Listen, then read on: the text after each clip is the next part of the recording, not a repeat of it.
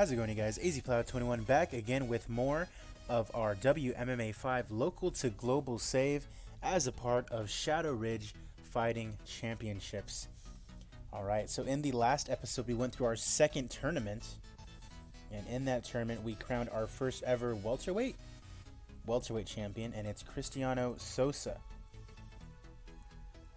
10-2, 3-0 after all those three wins came in that fight card, all three of those wins, and he's now our welterweight champion, and all of a sudden he's mid-level regional now in the United States. That's awesome. If you can get a little bit more popularity, maybe I'll do a couple more of these tournaments. I don't know. They've definitely been working as far as crowning our first champions. All right, but we are here at Fight Night.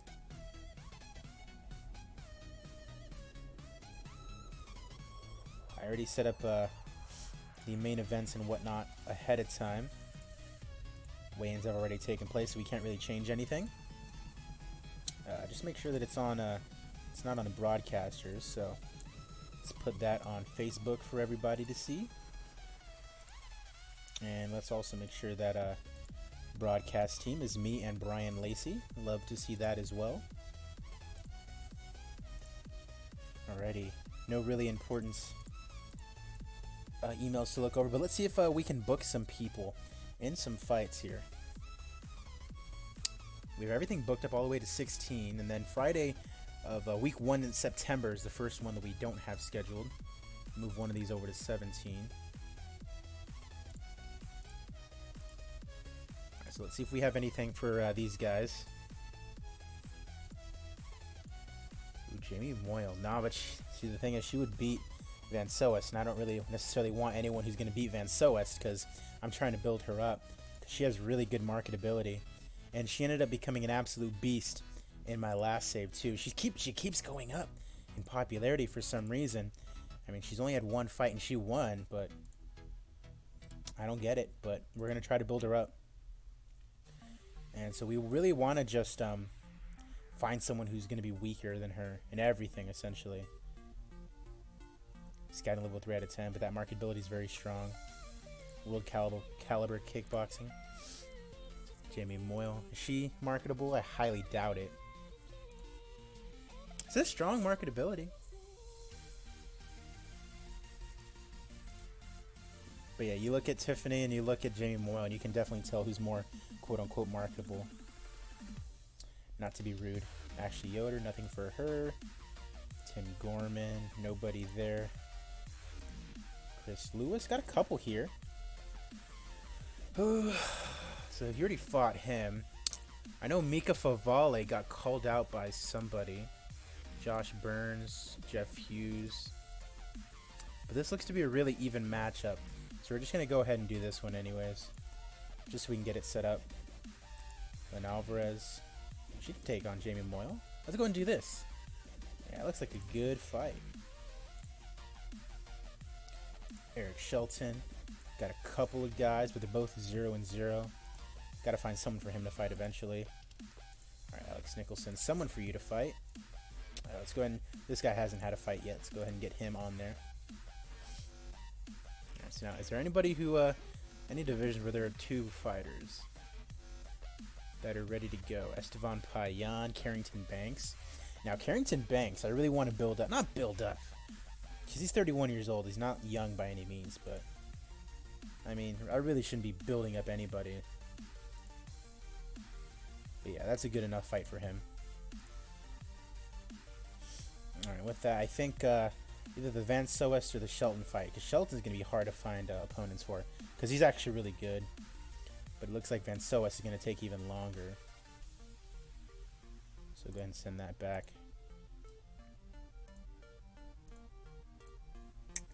What was that rated as? Decent main event. I'm pretty sure this one was Len Alvarez and Jamie Moyle. Decent main event.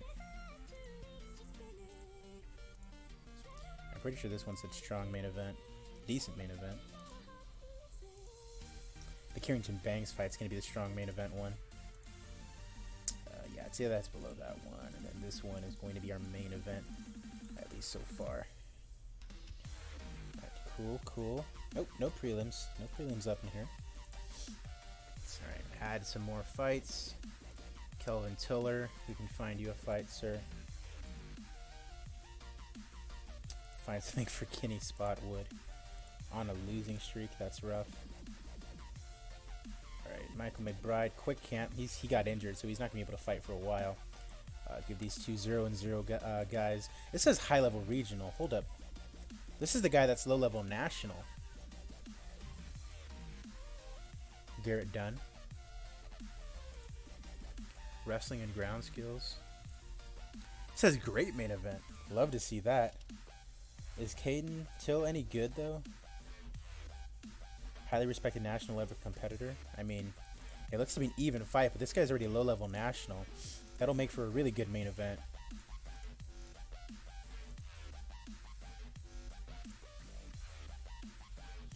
I mean, even better than the Carrington Banks fight. So let's go ahead and move, did I already move the... I moved the Van Soest fight, but let's move the Eric Shelton fight back.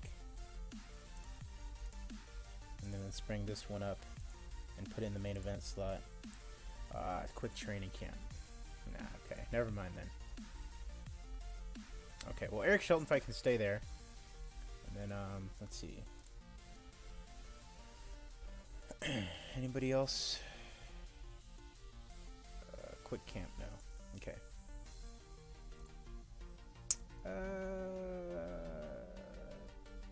Put that Kelvin Tiller fight at 17. Yeah, that Till Dunn fight's gonna be really good though. That'll make for a pretty good main event.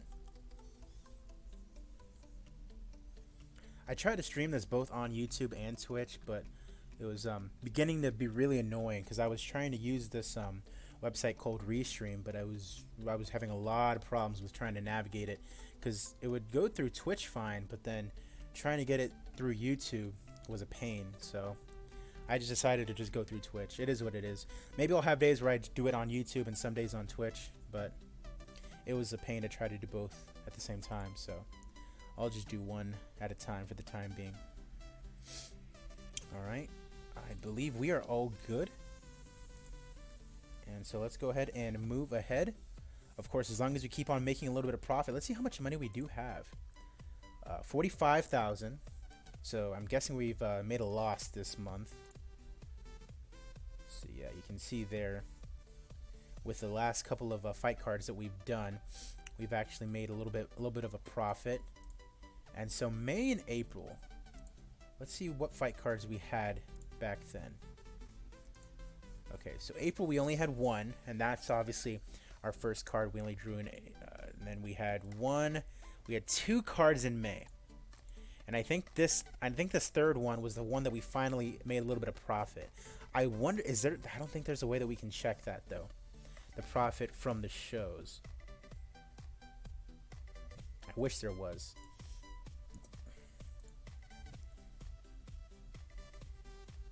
But yeah, so April we only had one show and we made a loss, and then obviously May we had two shows and we made a loss, but that second show in May we made a little bit of profit, and then obviously June we're definitely making some more money.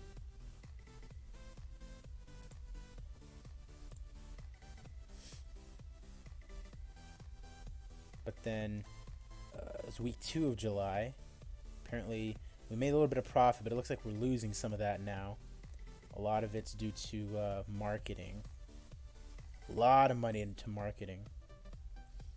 But that's good, I guess. Gotta market.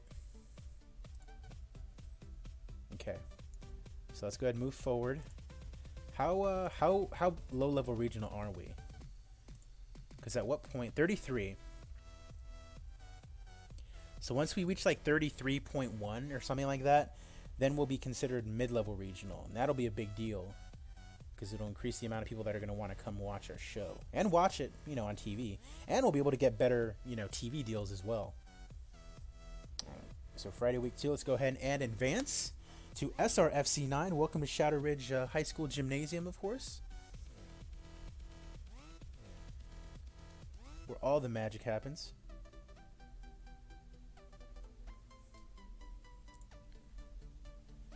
This is one of those fight cards where the main event doesn't really matter. There's no title or anything like that on this card. All right, Julia Chicago Adelino taking on Jan Finney. And Chicago Adelino wins via submission due to an armbar. TJ, nice to see you. I'm doing some local to global stuff here.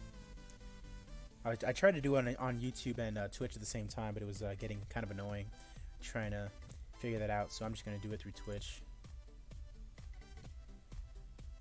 All right. Moving on, Matt Manzanares taking on Willie Whoop-Ass Gates, 7-6, taking on 12-6. I think Willie already has a fight in our save. No, he doesn't. I think I may have had to move him around.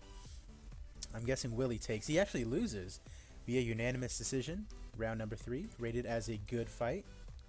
And he would like to fight Claudio Ledesma. I have zero idea who that is. All right, DeMarcus Scrap Iron Jackson, 10-4, taking on CJ Keith at 8-4. And Scrap Iron Jackson improves to 11-4 with the win via unanimous decision. And he's already looking forward to his next fight. Up next at the heavyweight division, Chase Gormley taking on Ryan Martinez. And Ryan Martinez gets the win via TKO. First round, 2 minutes and 11 seconds. And he celebrates getting his Shadow Ridge Fighting Championship victory. Another heavyweight fight as Daniel Spitz takes on Zack Rosol. Heavy favorite is Spitz, minus 540. And Spitz does get the win via unanimous decision. Just an average rated fight though. Drew Montgomery taking on Josh the Sandman Stansbury.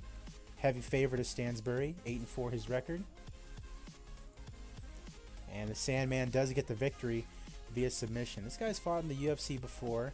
Number 5 light heavyweight in our division apparently. Coming off consecutive losses in the UFC.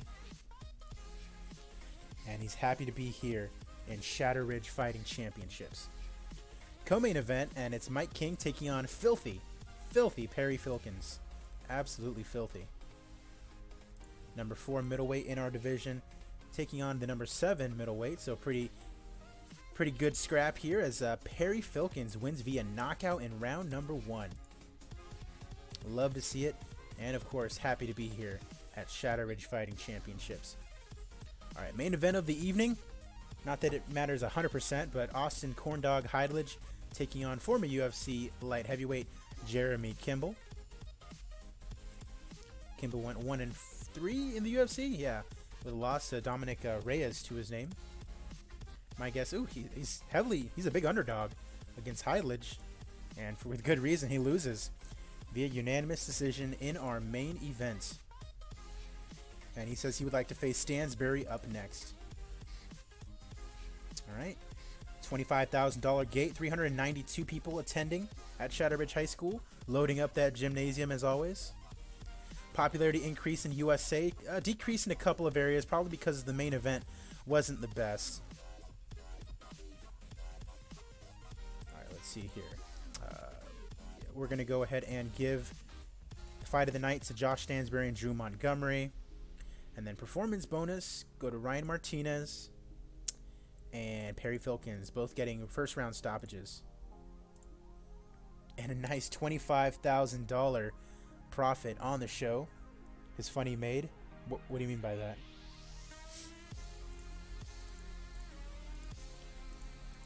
Yeah. But as long as you keep making this profit on every fight card, we're golden. Getting that sponsorship money. That sponsorship money is really important.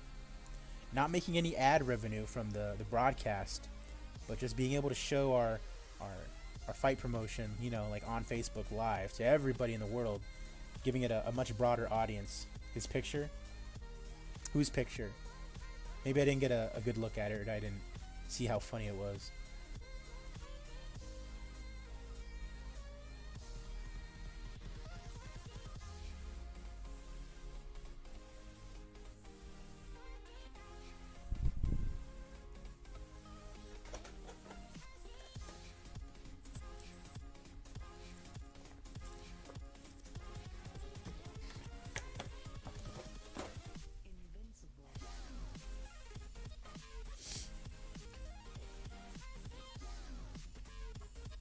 So maybe we'll set up another one of those tournaments. The only thing is that it's going to be way down the line. And we don't really know who is going to be on that.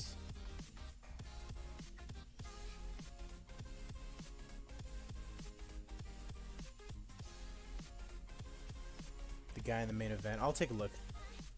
Was it Kimball or the other guy? Heidlich?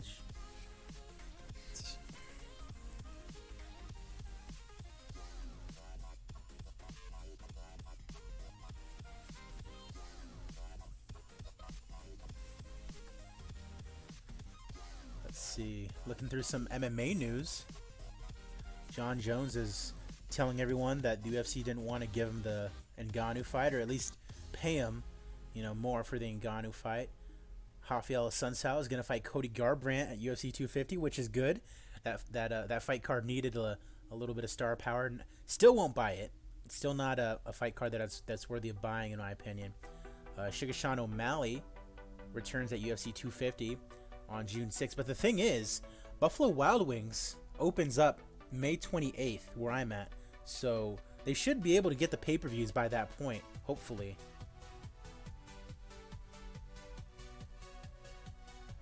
That'd be pretty sweet if I could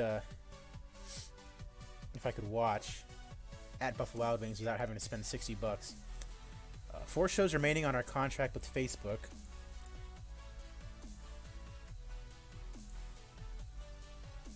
Shevchenko versus Calderwood. That's oh, you're not going to show that? Okay, I guess not. Is this the guy you're talking about? His face is not that funny. Or was it Jeremy Kimball that you were talking about?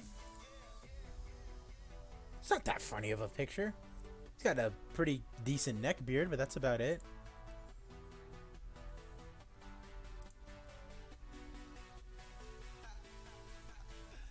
I've seen worse beards in my day.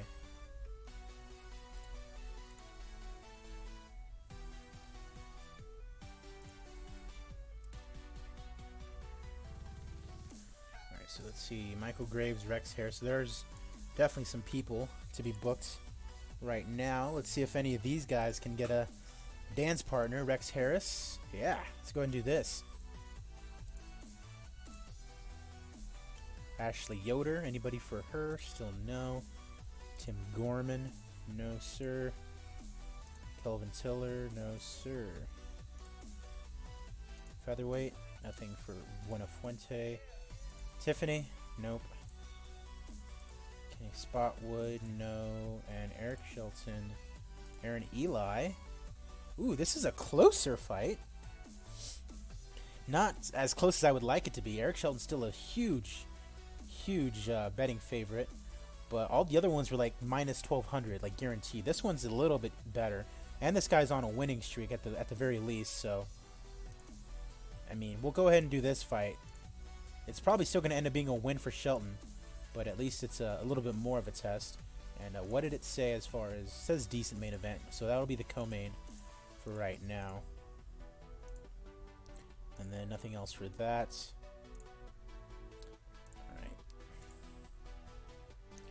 Hopefully we get to a point where we can start, putting on some prelims or something.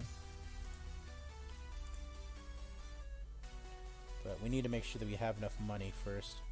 Can't just go willy-nilly just making fight cards. I mean, we're going willy-nilly making fight cards, but that's because I'm making sure that they all only have 8 fights per card. You know what I mean? And all these guys are getting paid like $1,000 and $1,200 or less a fight. So it's not that big of a deal. But as long as we keep pumping out fight cards, like I said, and making more profit, through all these fight cards, as you can see. Oh, we actually have a fight card tonight. Hold up. Is that Sunday? Yeah, so literally one day in advance, and we have another fight card coming your way. So let me make sure that this is all kosher, that the main event is set up right. So this is potential. Main show fight. Main show fight. Main show fight. Main show fight. Main show fight. This is probably going to be a pretty rough one. Just barely on the main show. And main show fight. Alright. Potential main event. Main show fight. Okay. So this is going to be a pretty rough card. Highlighted by a guy, admittedly, who is coming off a win. This guy's on a winning streak, so... Alright. That'll be that. Yeah, literally, the next 3 weekends... Yeah, the next 3 weekends, we have 2 cards on the weekend. Because then 10, and then immediately after that is 11. So yeah, we have a lot of cards in a very limited amount of time coming up here, which I like, to be honest.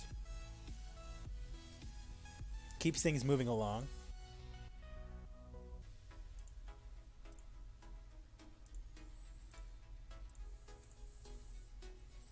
I would do a fight card every single day if I had the potential to. In my other UFC save that I was doing, not the one that I put on YouTube, but my other UFC save, I had a fight card on Wednesday and then Saturday, and then the week after I would have one only on Saturday. And then the following week, I would have one on Wednesday and then on Saturday. And then I would have the pay-per-view on the Saturday at the end of the month. So I would run 1, 2, 3, 4, 5, 6 cards a month. Everybody made weight successfully. So that's going to be interesting because we're going to probably see some people get cut because of this show. So maybe something like Betchko Hea, Joe Soto, like these guys are probably going to get cut. Chase Hooper would be interesting because he's only $1,000 a fight.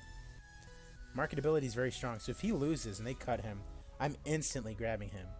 Like, price would not be an issue for him. But let's go ahead and update our rankings really quickly. See if anything interesting comes up.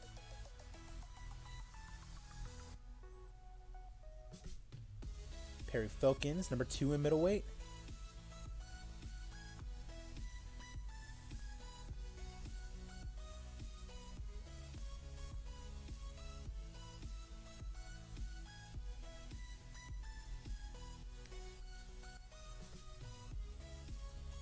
Manzanares moves to number 11.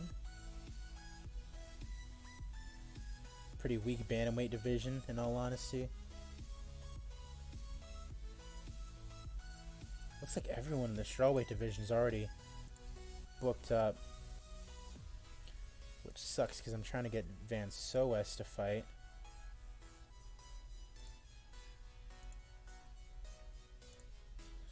And it looks like the next available fighter won't be here for around 4 weeks, so I might have to straight up just sign someone for her to fight.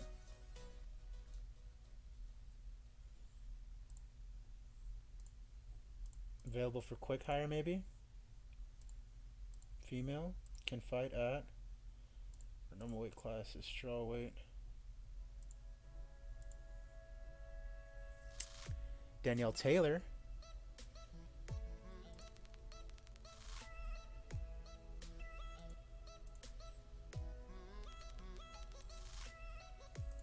What does I need a quick response mean?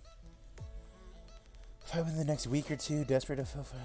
Okay, you require quick response. That means you'll get a definite response tomorrow. The fight cannot refuse. The fight due life preparation time. Huh. Larger signing bonus. Okay. So it looks like we might get Danielle Taylor. That'd be pretty cool. But she might be too good for Van Soest. I mean, we'll sign her. It'd be good to have her in the division anyways, so let's go and advance forward, see if the UFC cuts anybody. Cheyenne Buys. I'm pretty sure I have her on my roster. Not 100% sure, though.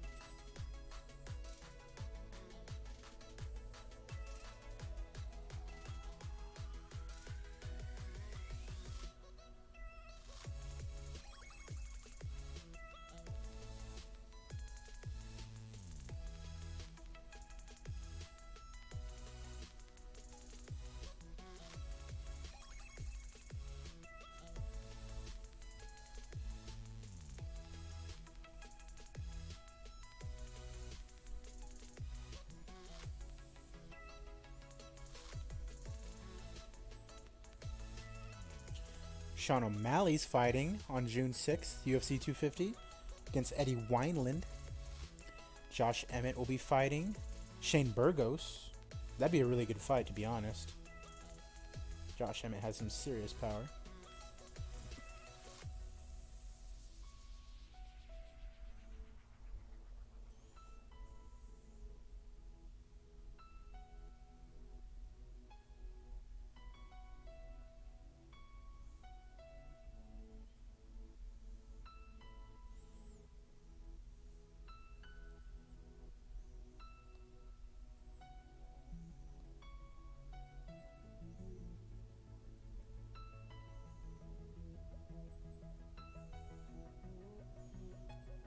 Lyman Good will fight Bilal Muhammad soon.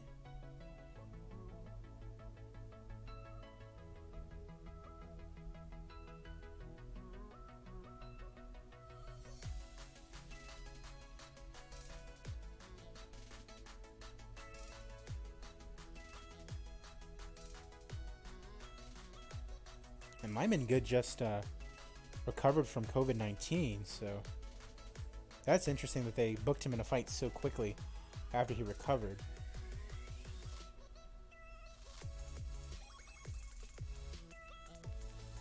Paige Van Zandt is fighting Amanda Rebus. That's going to be a good one. Sarah McMahon is going to fight Aspen Ladd. That's going to be a pretty important fight in the bantamweight division.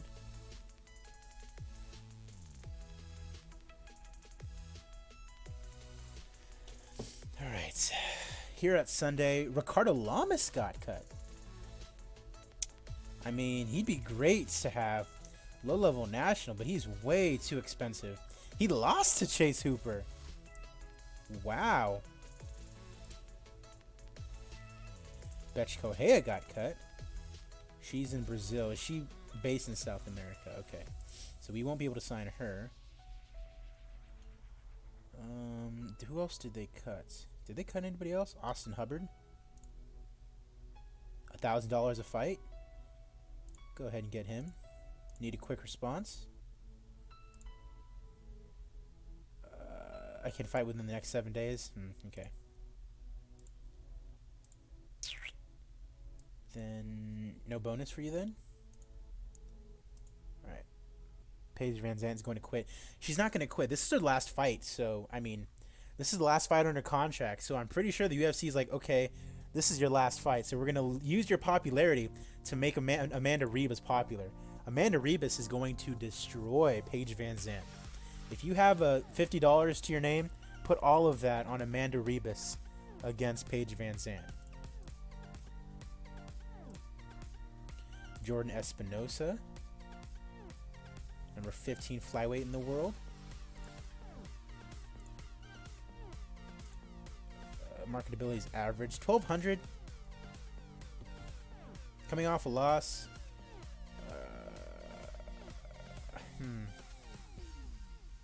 We're going to hold off on him. It's a little expensive. We did sign Danielle Taylor, though. That's good.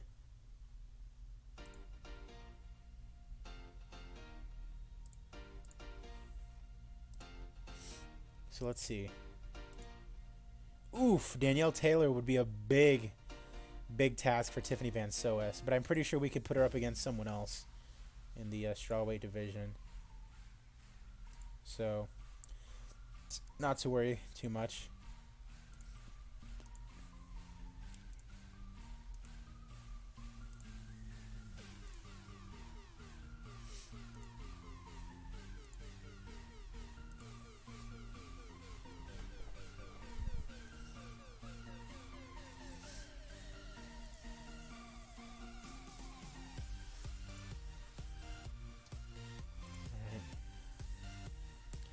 Feels bad, man. I signed her basically just to fight her, you know what I mean? And well, cannot say, oh well, yeah, she can't fight herself, obviously. All right, well, she'll get on the card just as a little bit of a thank you. She's a failed experiment. I mean, yeah, but I mean, she did bring in viewers, so she's not a failed experiment in that regard. And she's popular, but she's not popular via the UFC. You know what I mean?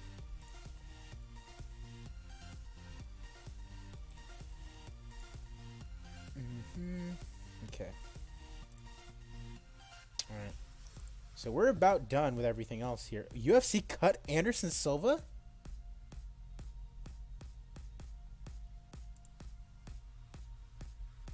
Lost to Chris Weidman. Why would they do that, though? I'd imagine he's going to retire.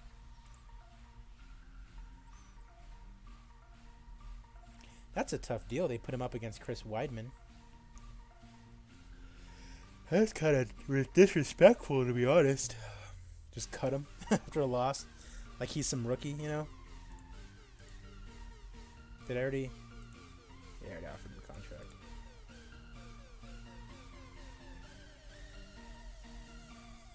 Okay. Let's go ahead and get this fight card underway.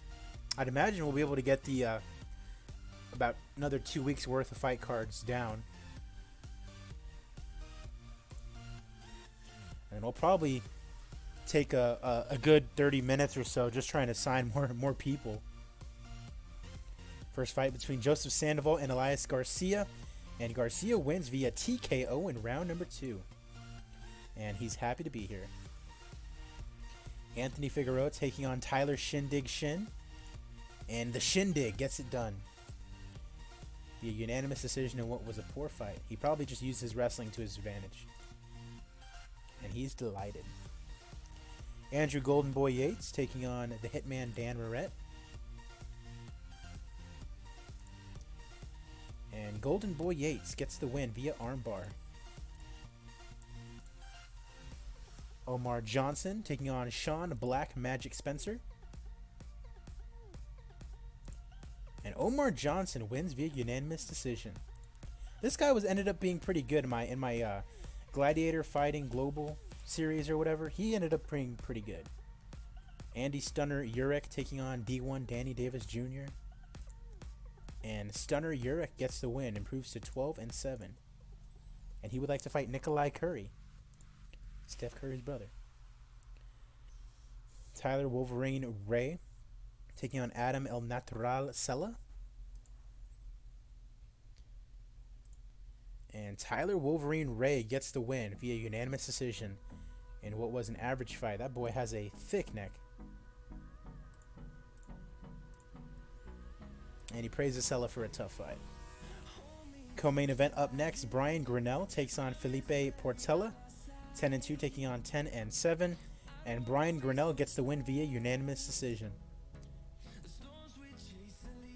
Alright, main event of the evening. In the welterweight division, Ron Kessler taking on Vinicius De Jesus. You'd imagine De Jesus will take this one here. Kessler already with a win here in Shadow Ridge Fighting Championships over Greg Soto. At the time, the number 1 ranked welterweight. And De Jesus gets the win 1 minute into round number 1. And he celebrates winning his debut fight. 395 people in attendance here at Shadow Ridge High School. Critical rating of 73. Commercial rating of 31. I'd imagine we lost popularity here. So an increase in the United States, but a decrease just about everywhere else. Alright, so fight of the night goes to Andrew Yates and Dan Moret. Performance bonus goes to De Jesus and Elias Garcia. Nice profit there, $26,000 in the bank. Love to see that.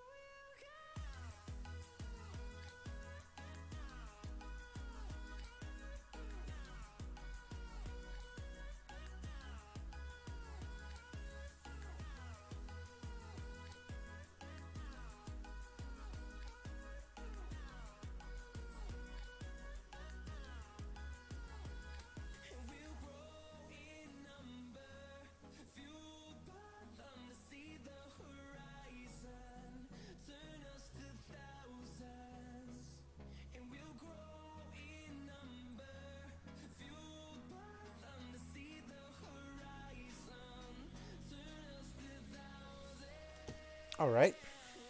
Monday of week 3. Let's go ahead and update our rankings.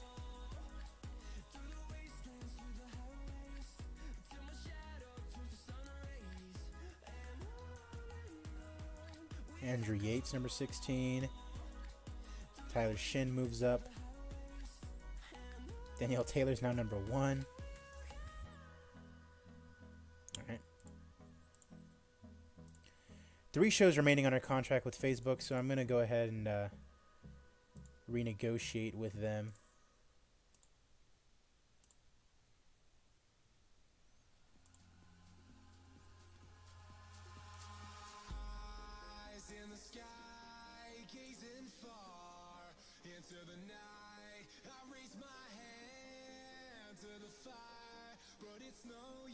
All right. So now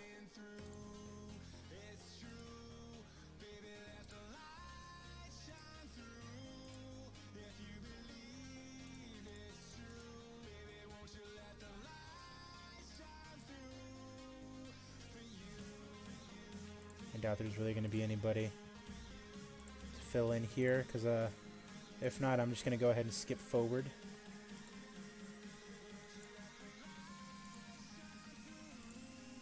So, man, Van Solis is going to be tough to find a fight for.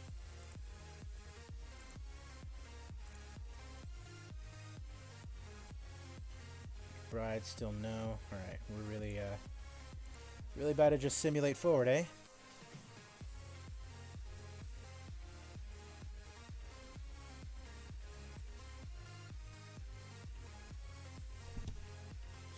All right, let's fix up these potential main events.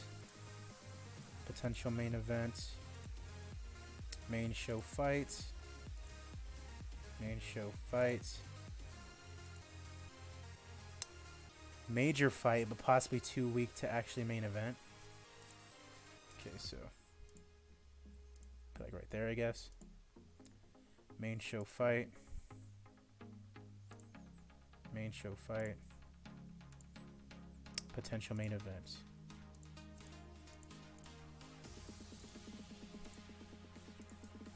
So let's see. 33 and 25. I do like Luis Gomez. But Dawkins versus Wright is like a fight between 2 like up and coming prospects.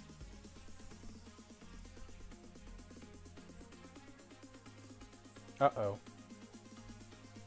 Whoops.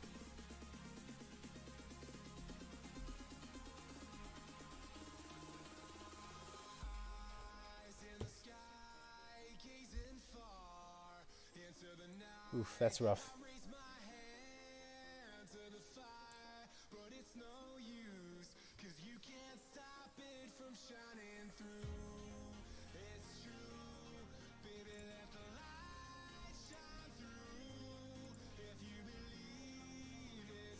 What was I looking at again?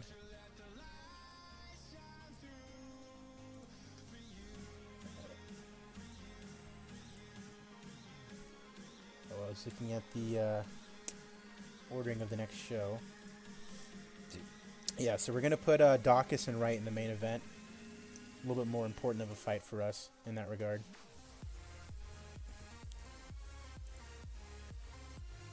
Decent main event. Potential main events. Potential main events. I just looked at that one. Potential main events. Made show. Or maybe prelims, it said. Potential main events.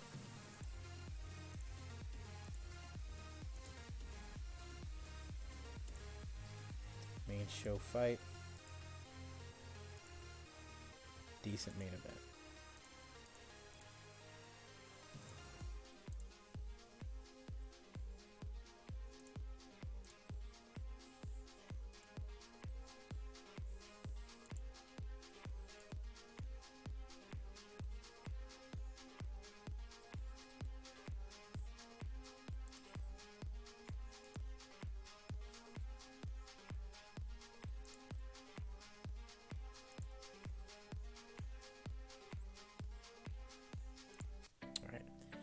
Go and leave it like that.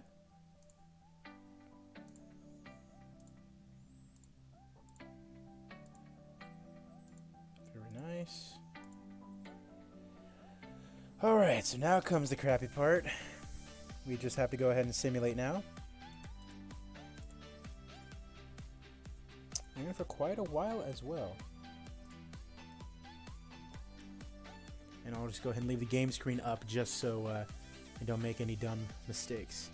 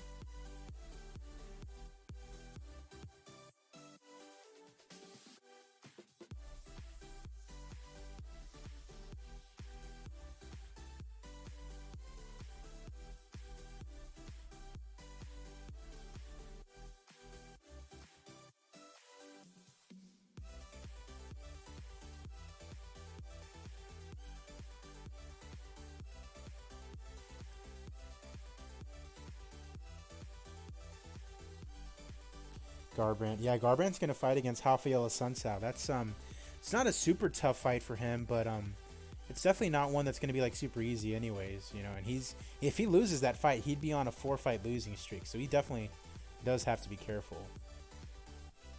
Not that he's gonna get fired or anything. It's just that would not be ideal to go on a 4-fight losing streak, obviously.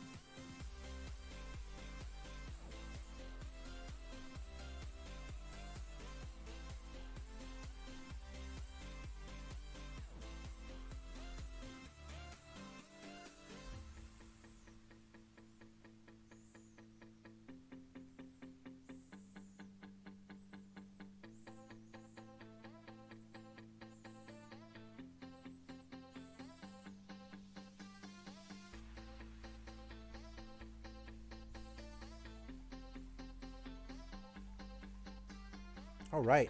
So that went a lot quicker. Like I said, once you get past the first couple of months, it definitely does go by a lot quicker. And now we're going to renegotiate with Facebook, and they're going to give us 6 more cards. That's good. Negotiation, contracts, Austin Hubbard. Nothing else going on. So let's see if we can book some fights first of all. Hopefully there's some people who are willing to take some fights. Nobody there. Bantamweight, yes. So we got some bantamweights going. Alright, so this guy's 0-1. So is this guy.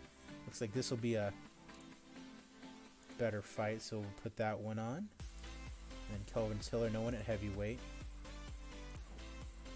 Let's see, any featherweights? Got one. Alright, that looks about right. Still nobody for Tiffany.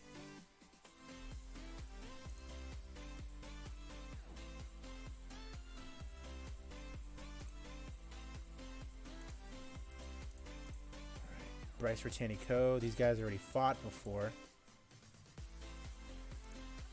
Michael Graves. Cristiano Sosa.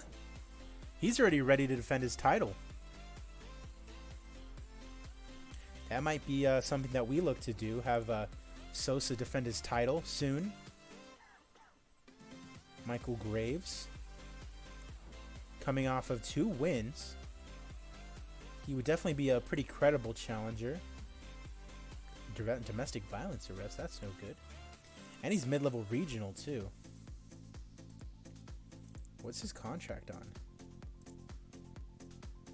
Oh no, not with them. $1,000 a fight? Hell yeah. So I'm thinking Graves versus Sosa here for the championship. I mean, everyone else isn't going to come back for a while. Well, this guy's back in a day. Is he mid-level? He's low-level regional, though. Nathan Coy, low-level regional, isn't back for 8 days. What about Dennis Olsen? Low-level regional. Jesse Juarez, low-level regional. And then Michael Graves is mid-level. We're just going to go ahead and do this. Graves versus Sosa for the championship. How exciting is that? And then what if I put it... Alright, great main event, high-level regional. I like it. I don't really want to fight an American top team. Oh, extra $500? Sure. Let's do it. Alright. So Graves versus Sosa for the welterweight championship. Had to slide him an extra $500 to fight a teammate. It's all good. Now for this one, since it's a title fight, it's probably worthy of, you know, naming the event high-level regional, mid-level regional. So this is shaping up to be a really good card. Spotwood, no. Oh, actually, but they've already fought, correct? Yeah, they did. And then no one for Danielle Taylor.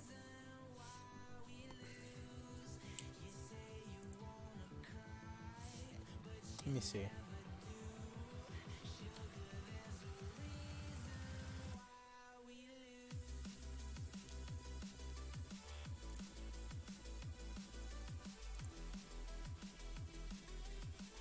I wonder if Ashley Yoder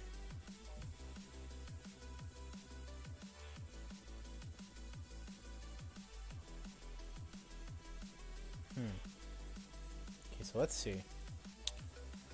Let's see if Van Soest can fight Yoder. Because can she go down to 115? She can. And she'd be a heavy favorite against Van Soest. So let's not do that. We can probably do the Taylor fight, though.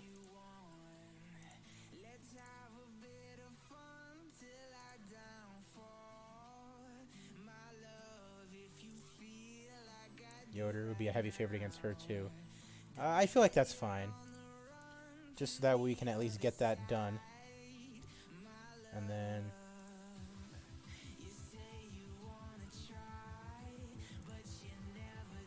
This is high-level regional. Shelton is mid-level regional. This is looking to be a very good card. mid-level regional. Can move this one up to 17.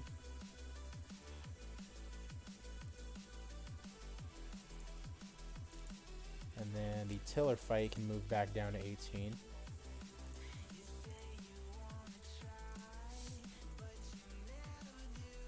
So that's 5 fights. Now Bryce Ratani-Co can get on the card. McBride's still injured. Murphy versus, but Aquaviva. Gomez versus Freelau. All right. Go ahead and do this.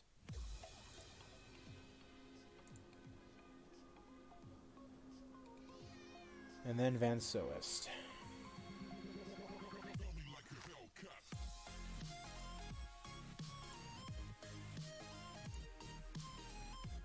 Who else was it? Aquaviva.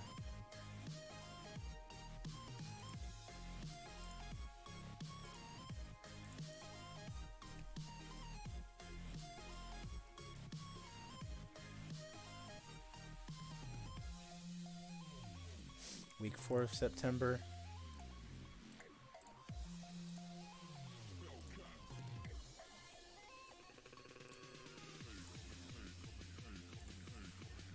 And then we'll move that Van Soest fight back, because I don't know when we're going to be able to get this girl a fight. Sucks, but it is what it is. It's just not looking like it's going to happen.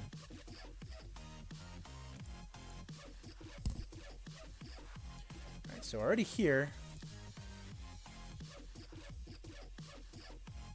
And already booked the fights that we could do. So let's go ahead and then advance forward. SRFC 10.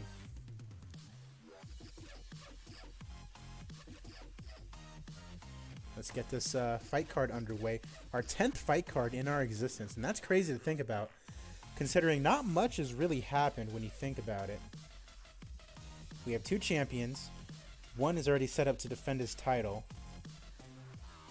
But apart from that, nothing of, a lot of note. You know what I mean? Just staying, consistent and just doing some fight cards, pumping out these fights, getting a little bit of profit while also getting a little bit more popular.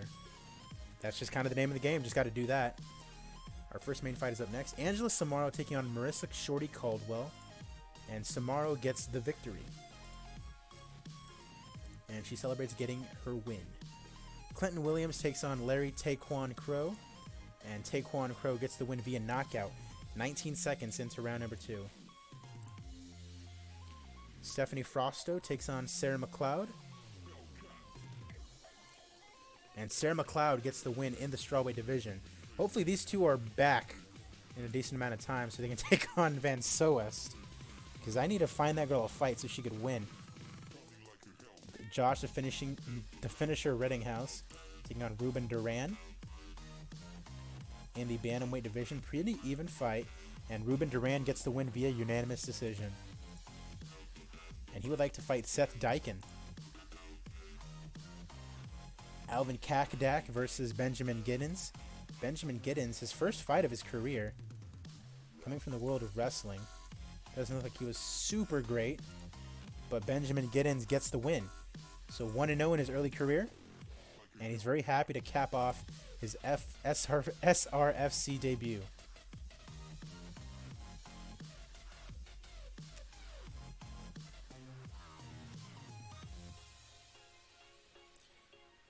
Joe the Nose Wilk takes on Calvin Hot Boy Hackney.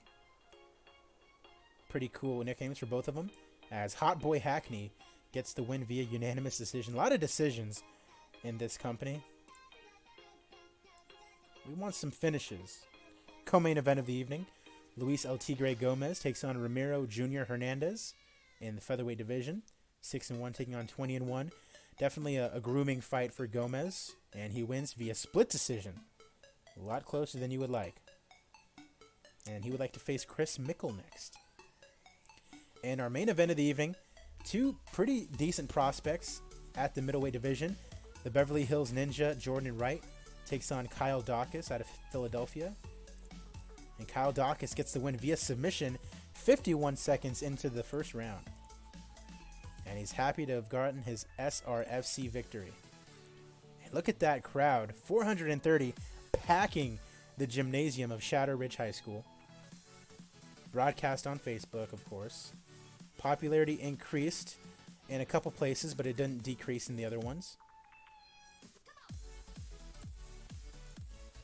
Alright, so fight of the night goes to Giddens and Kakdak. And then the performance of the night will go to Dawkins for that first round submission. And then Larry Crow with a knockout. Nice profit of $29,000 as we move on.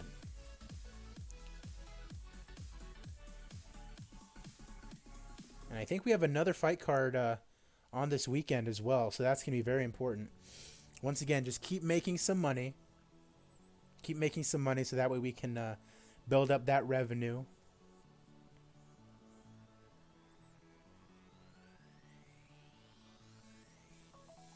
So that way we can be able to have a lot more money to sign some of these, more notable names. You know what I mean?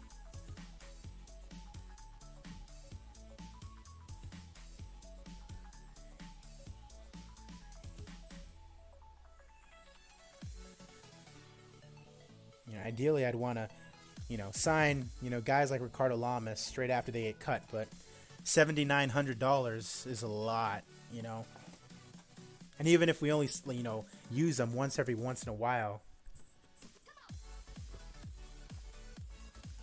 that's cutting into the potential profits that we can be making on these shows.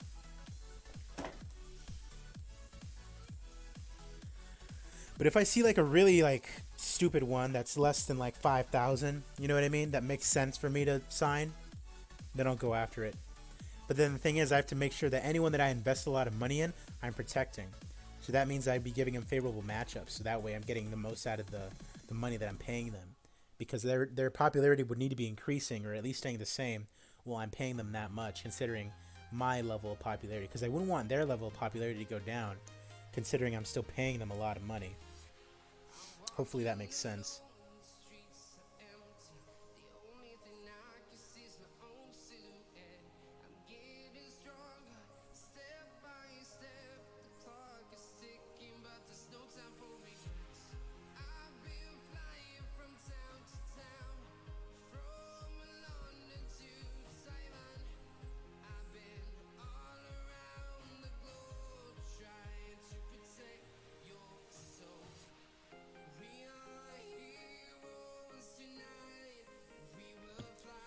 All right, so Jones versus Uzdemir is tonight.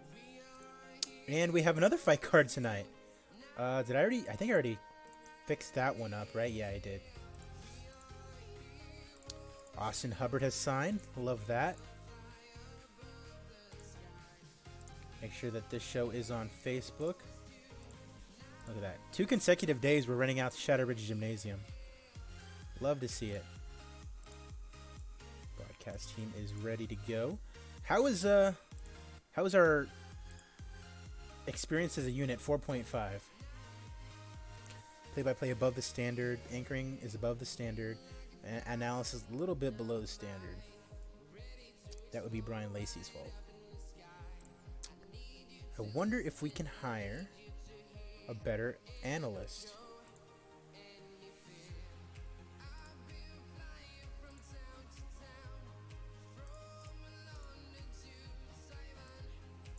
Maybe someone at least 45.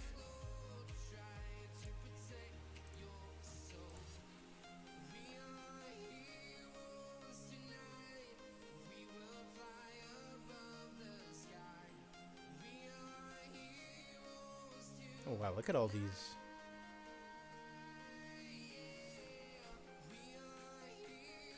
What are you looking for here, buddy? I'm looking for analysts. What are you looking for? Is it just going to list off all the fighters that could potentially be analysts? Is it going to break the game right now? What are you doing here, buddy? Uh-oh. Was that a boo-boo what I just did?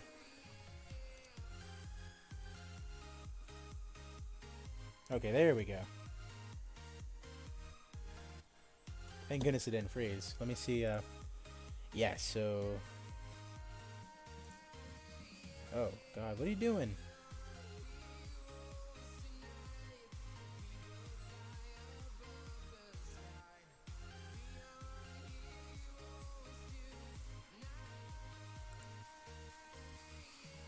Alright, I'm just going to search non-fighters. Because it definitely is giving me, like, actual fighters who would have good analysis as well. And I'm not here for it. Not trying to, confuse the computer in any way, shape, or form.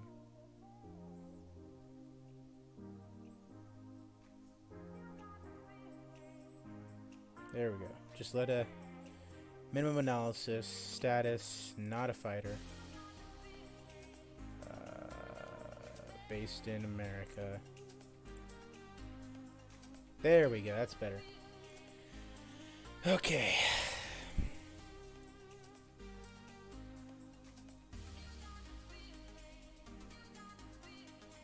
Megan O'Leary. Would she really have good, Karen Bryant? John Morgan? This is the guy who always is the first guy to ask a question. Play-by-play anchoring. Analyst is really good.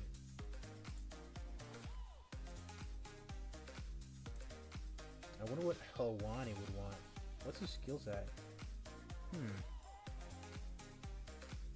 He is really good.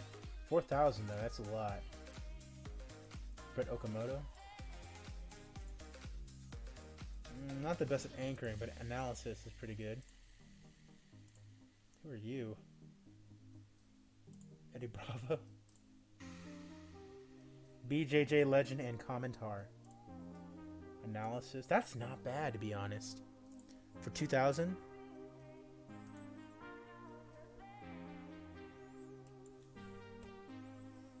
$2,000 a show? What am I currently paying the other kid?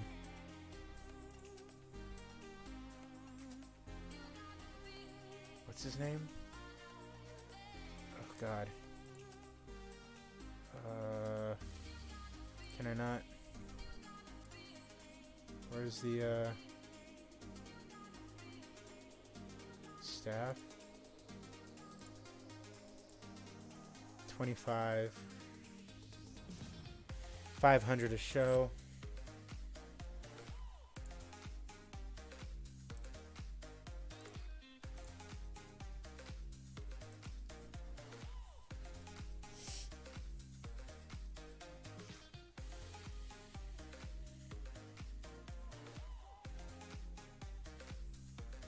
Look at our finances, by the way.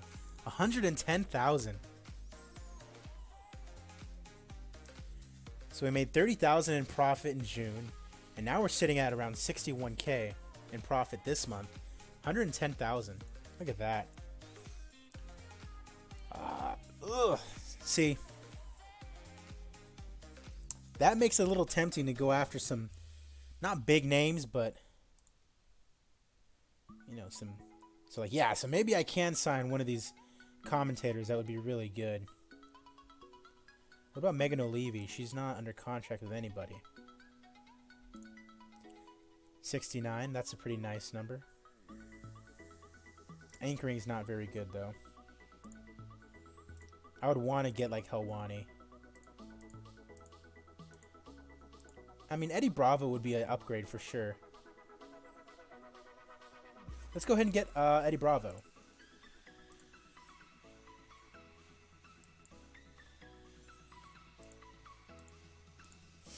so that'd be good to get Eddie Bravo on our show.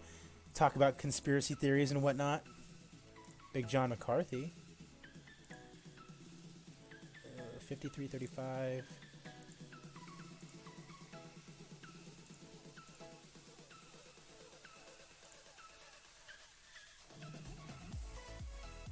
Nah, we'll be good with Eddie. Yeah, we should be good with Eddie.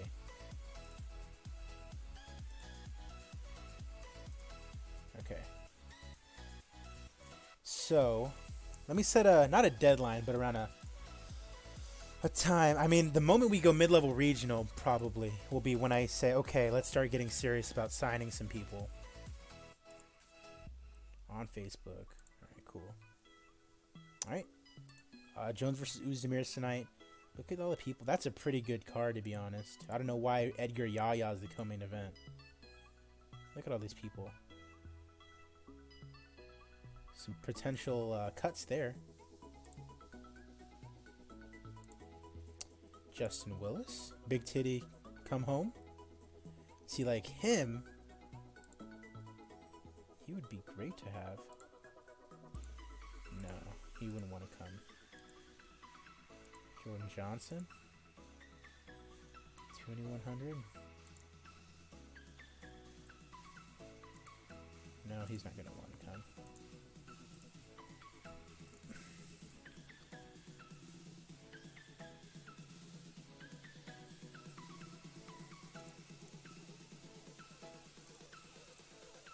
We're going up against Jungle Fight, King of the Cage, Ryzen, Bellator, and the UFC. It's going to be rough tonight, boys.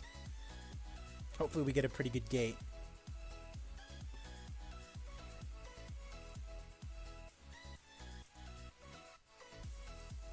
$395, $430. I mean, after a pretty good show like that, I'd love to see $450.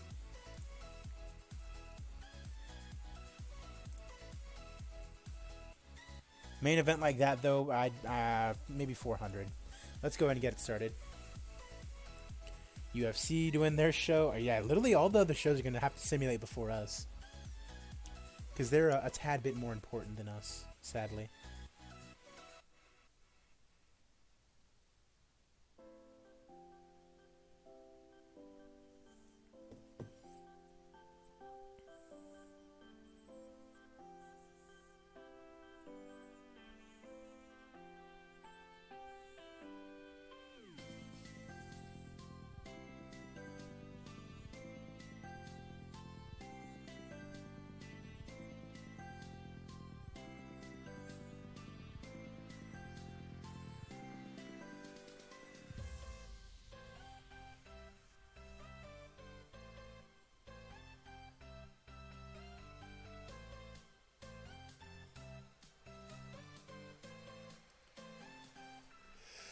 It's 10 p.m. around that time where I'm at.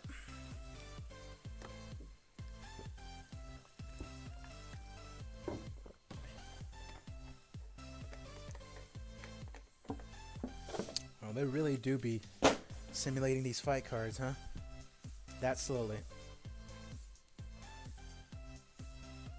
All right, here we go.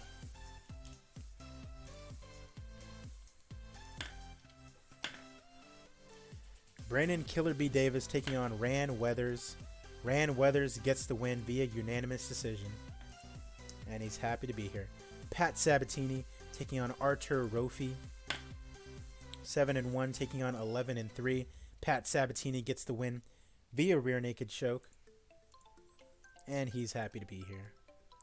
Kane Carrizosa taking on Tim the Cheap Shot Welch. Welch, a super heavy favorite. And he gets the win.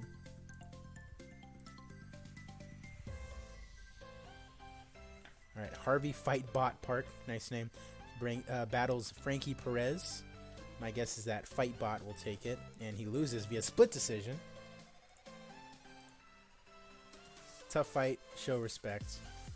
Jason Nicoyas Gonzalez takes on Jake the Librarian Lindsay. 11-6 fighting, 12-8, and Nicoyas Gonzalez gets the win. She thanks all of his supporters. Yautsin Mesa battles Saul the Spider Almeida. And Saul the Spider Almeida gets the win. 21-12-1 now. Oh, they're actually literally the same record now. That's funny. So 21-12-1, 21-12, yeah. How about that? Co-main event up next, Sonny Loco Luque battles Tommy Guns Marcelino. 8-5 taking on 12-7. And Loco Luque gets the win via TKO. And he's now 2-0 in SRFC. A win over Nate Jolly, the number 6 fighter at the time. And now win over number 11. So that's a pretty good resume here in SRFC for Sonny Loco Luque. Maybe he'll be mid-level regional. Time for the main event of the evening. Andrew Holbrook goes head-to-head with Daniel Head in the SRFC lightweight division. Daniel Head 14-13, 1-0 in SRFC with a win over Mike Joy. Andrew Holbrook 13-3, number 10 lightweight in SRFC. Heavily favored is Holbrook, and he gets the win 3 minutes into round number 1 via an armbar. And he would like to fight Sonny Luque next. So maybe a fight for the lightweight championship? 484 in attendance. I said 450 would be nice. I thought it would only get 400. But nearly 500 people crowding into that gymnasium. Love it. Critical rating 73, commercial rating 35. Popularity increases everywhere. Let's go. Fight of the night was our main event, apparently. Holbrook and Daniel Head. Performance bonus will go to Tim Welch. And either Sabatini... No, we'll give it to Luque. $34,000 profit. And a lot of that came from the gate receipt. $31,000 there. $33,000 in sponsorship. Merchandise sold $2,000 worth. All right. Making some cheddar, you guys. Look at that. All that money. We should have about $130,000 now in cash.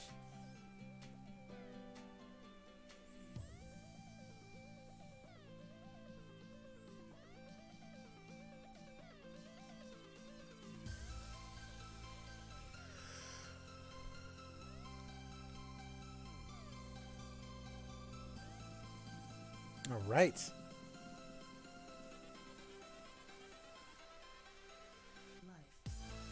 So my thought is, like the moment we hit mid-level regional, boom, we're going to start getting really aggressive with trying to sign mid-level regional, high-level regional guys.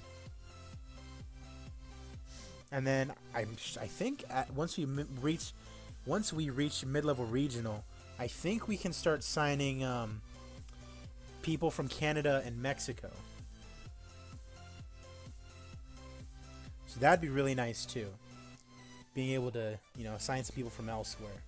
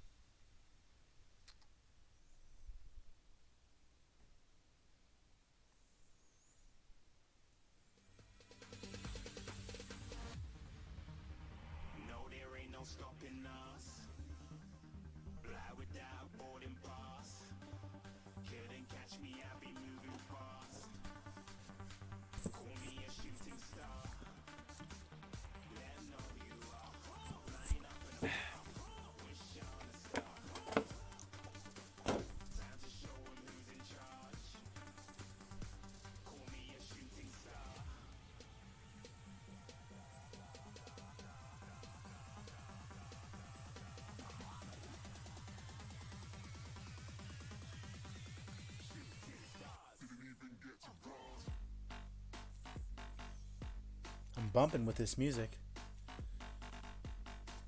Remember the next time that I see you guys as far as the UFC goes, it's going to be for Adesanya versus Costa. So that's going to be a great fight card to bring to you guys. But Anderson Silva got suspended for PEDs. Yikes.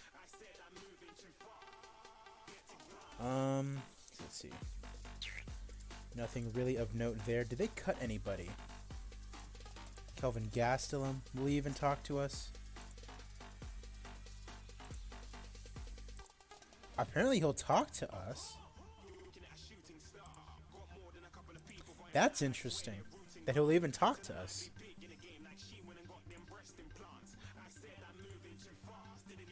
Uzdemir probably not. He's based out of Europe. Yeah.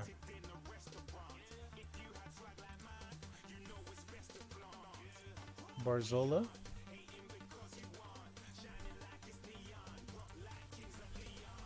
Tim Elliott. 4,900 low-level national. Lost to Sean O'Malley, but he's low-level national. Ooh, by a thread.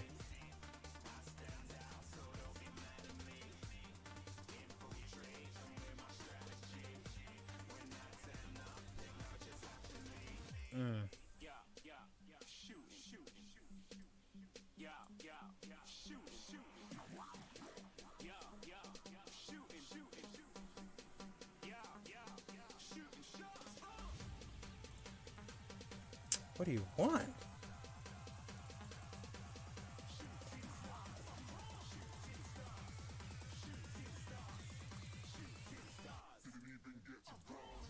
Okay. Tim Elliott it is. $5,000 a fight. I mean, if we were to use him on that last card, we still would have made like $28,000 in profit.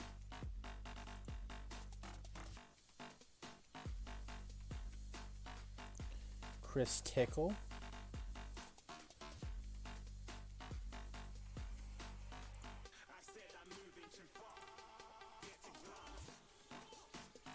Nah, she's based out of Brazil. Olga Rubin. She's probably out of somewhere. Based out of Europe, yeah.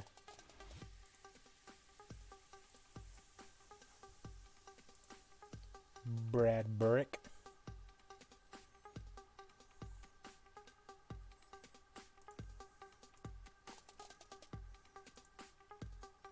Benson Henderson defense title. Jones defense title.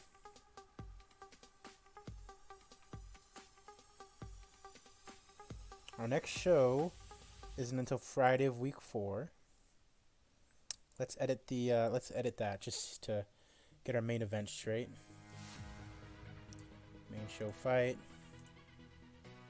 Main show fight. Main show fight. Potential main event.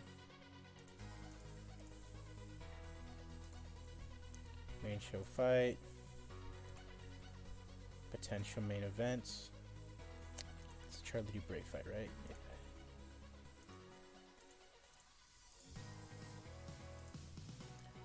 Main show fight. And potential main event. Baggerdi's already fought with us, right? Yeah.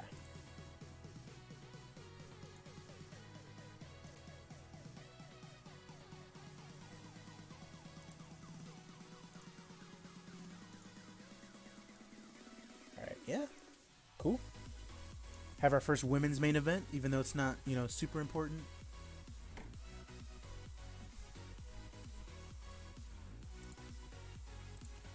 Two fights a week there, and then one, and then 2-week break.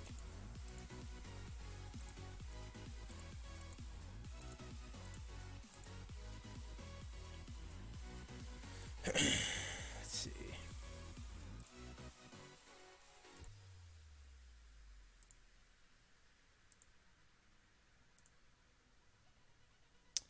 Decent main event, potential main event.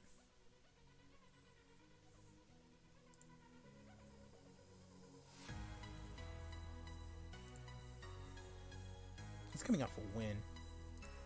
He's coming off a loss, so.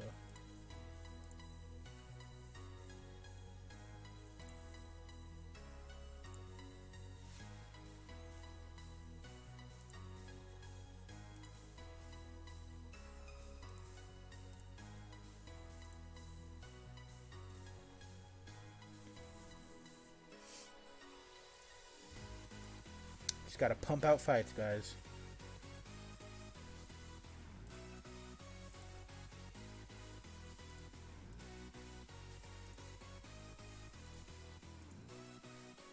Nobody for Tiffany still. Brandon Cash. We can find something for you soon.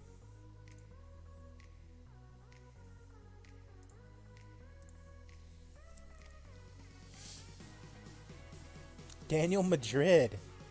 Let's go. That's our boy Daniel Madrid. He'll more than likely be in the main event too. Ooh, look at this.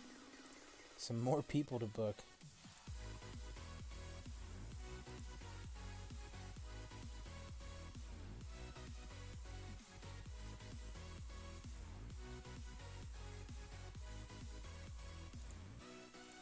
Alright. Get a nice welterweight fight in there. Get Mikowski on there in some fashion. LeBurge?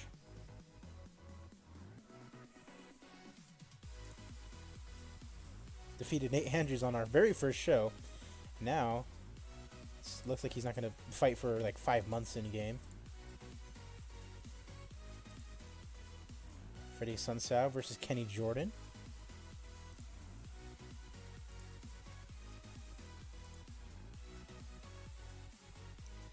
Joe Murphy get a fight.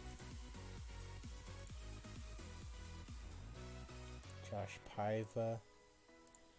Any of the women? Ooh, Ariel Beck. Can Ariel Beck fight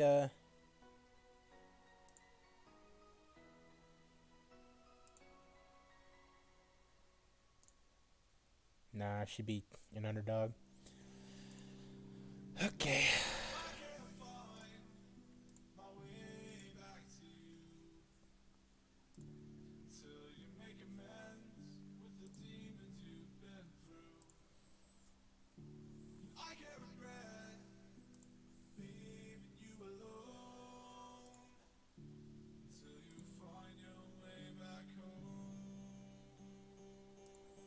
Move this one to 18. Then move this one to 18.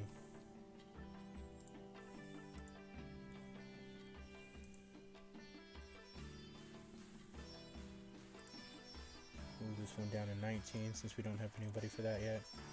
The thing is, if someone gets injured and one of these fights gets called off, like, it sucks because I kind of have to like just move a bunch of fights over, and it's a pain in the ass. So I'd rather not, but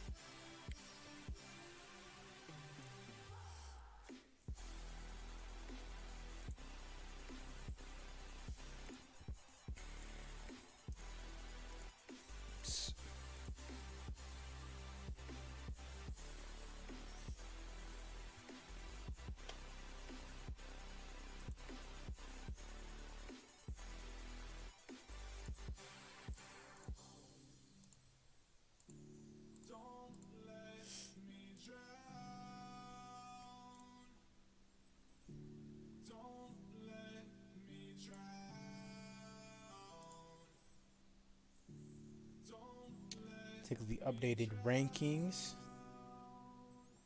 Dawkins moves up.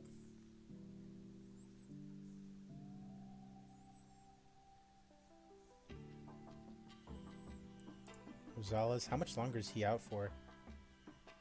4 months. Maybe Luque versus Holbrook is the fight to make?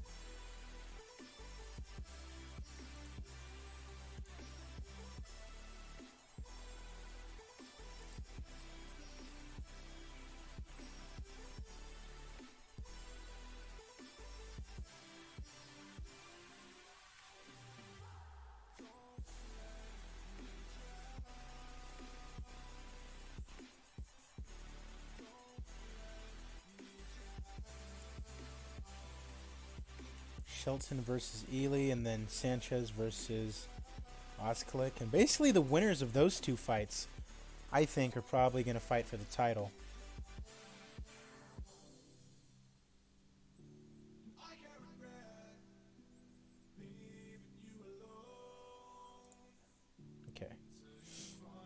the only thing we can really do is go ahead and advance forward to Friday of week 4. Finances looking good, 143. Nearly made $100,000 in profit this month. And still with an opportunity to go up, too. How many fight cards do we... So, yeah, we have 2 more. So, I'd imagine that by the end of the month, very least like another 50,000. So, that'll be like $140,000 in profit that we'll have made. A lot of it's due to sponsorship. Basically, all of it's due to sponsorship.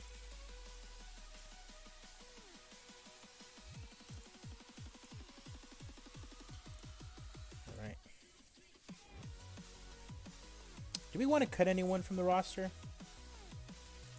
I really doubt it. I mean...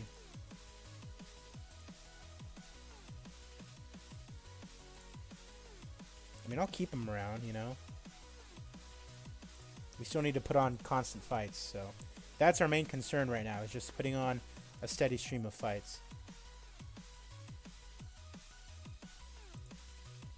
Welterweight and lightweight are the only belts that we have. Cristiano Sosa and Jacob Rosales are our champions.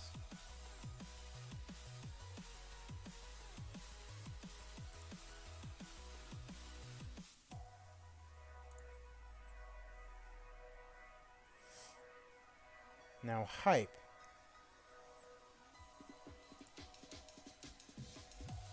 Do I want to hype anybody on the next show? Not really. Santiago, maybe?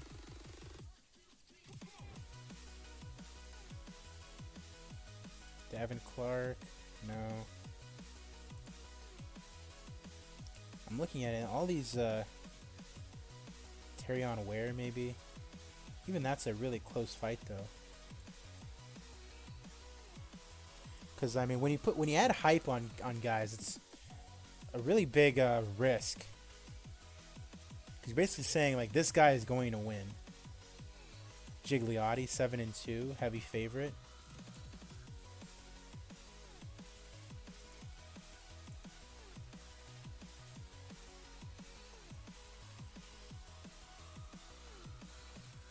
Roberto Sanchez, a heavy favorite from Houston, Texas. What's his marketability at? Average.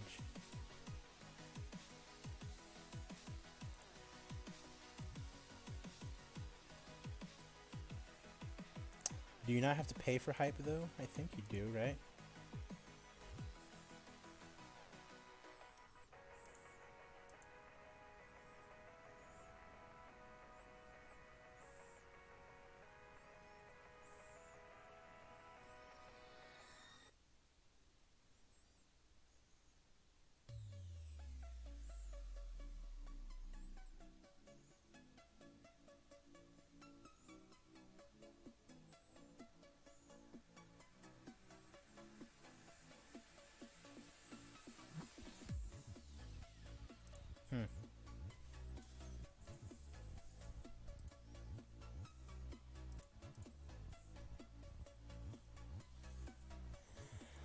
Let's see. Chase Sherman.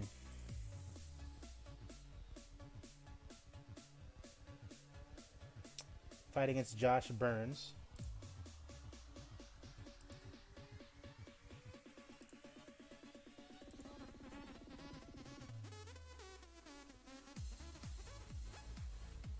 This Chris Lewis guy. Fight against Mika Favale.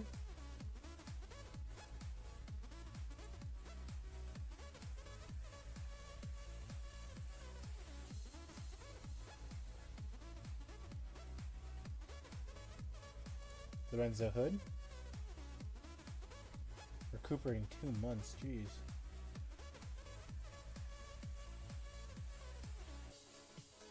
There's really no one in the heavyweight division that I really want to hype up. Well, light heavyweights. Who are you, Alton Cunningham? He's already lost. Anton Berzin.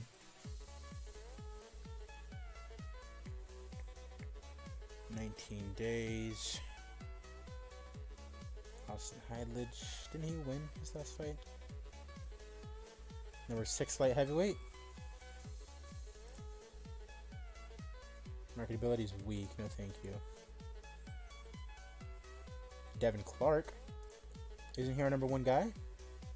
30 years old. Versus Tyler King at 14. I wish I could look at that quickly.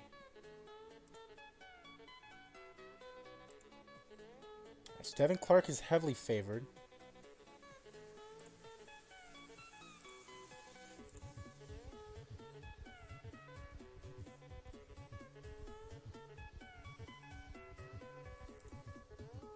So we'll put low hype on Devin Clark.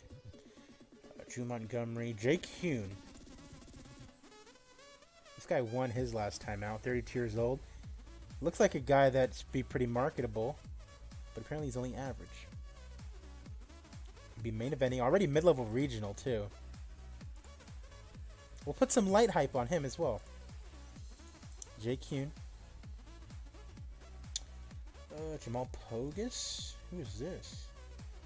Versus Alex Nicholson. 24 years old. Versus Alex Nicholson at 17.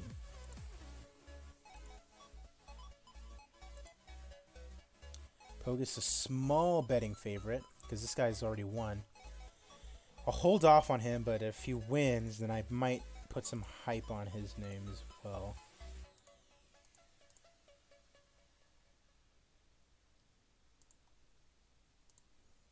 Boknovic coming off a loss.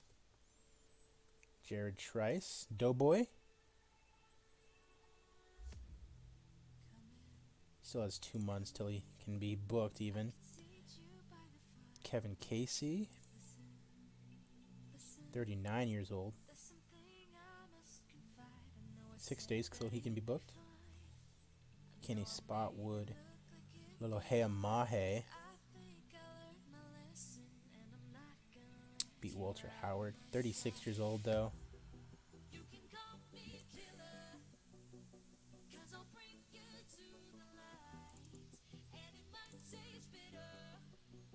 Brandon Halsey.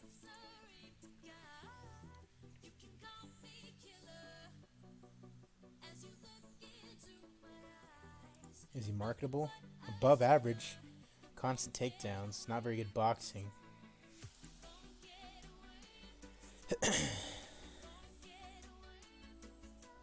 See, the thing is, if I do this, if I add hype to people, that means that I'm essentially not going to be putting on like title fights. I'm just going to be kind of like putting on fights just to build up guys' names, which would be really smart, to be honest. Like Brandon Halsey, add some hype to him.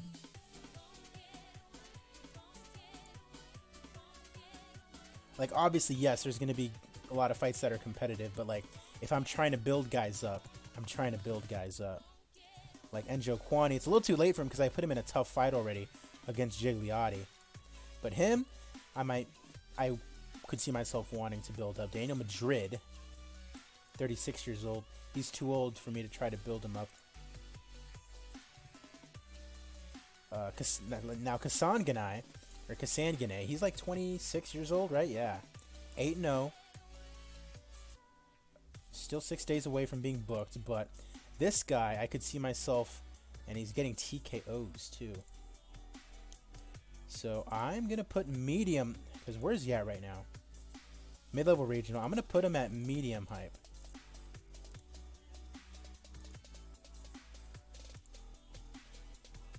Gigliotti can't do that right now. Jordan Wright. See, now, if I play it right now, I could definitely build up Jordan Wright. So let's do that.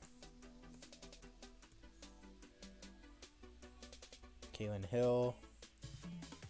Oh, didn't mean to do that. I mean, do I want to? Yeah, actually I do. Versus Julio Gallegos at 13, which is our next one. Is he favored? He is. Good.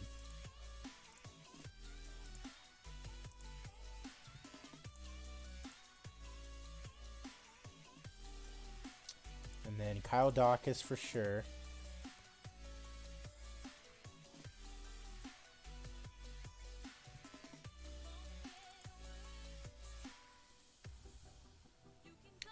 Todd Hunter. versus Hector Urbina at SRFC 14.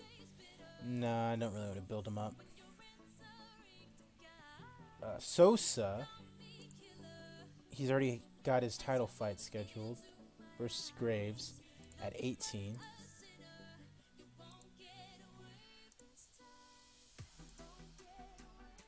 And Sosa's heavily favored.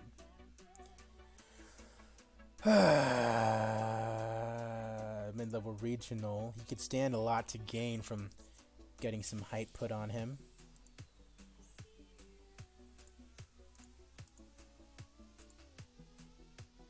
Ooh, no. Put some low hype on Sosa.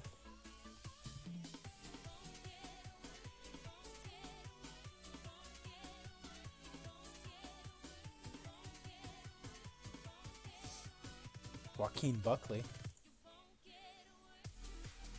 26 years old. 41 days. But I can see myself wanting to build him up. So Buckley will put some hype on. Keon Caldwell? He's like 33, isn't he? 30. He's already lost, though. So no thanks. Mike Jackson. Omar Johnson.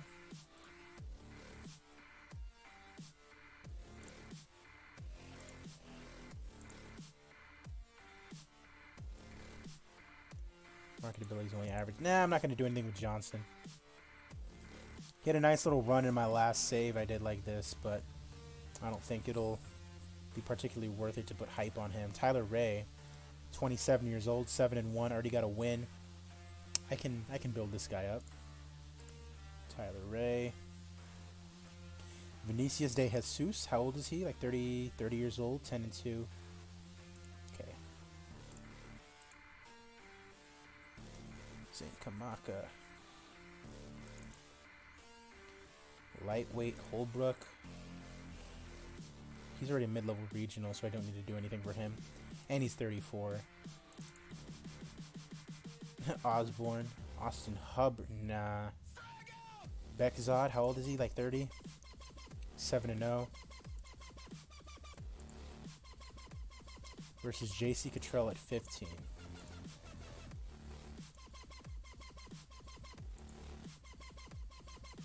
Just a slight favorite, so no.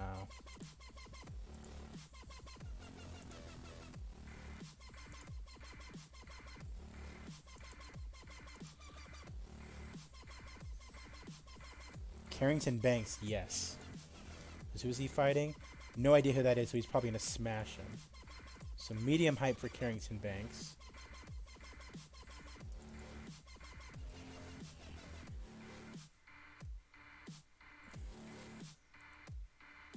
Gabriel Green, how old is he? 27 years old. 8-2.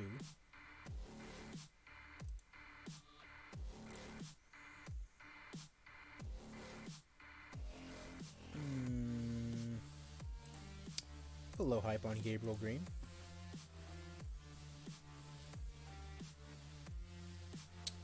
Now Rosales, I can't because he's a champion. So the next time he fights, it's going to be a tough challenger. So I really can't put any hype on him. I'll risk like effing up his name value should he lose. Look at all that mid-level regional hype popularity. I mean.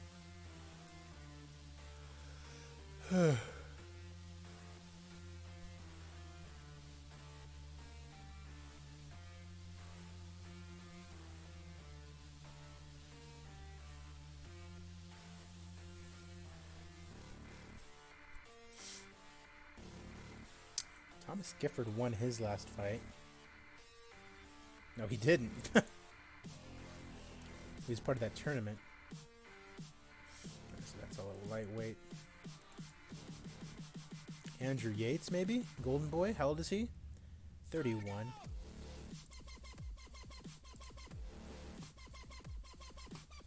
Mid-level regional already?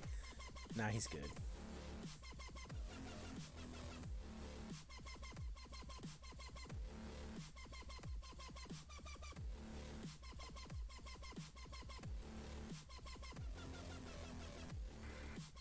Kenny Jordan.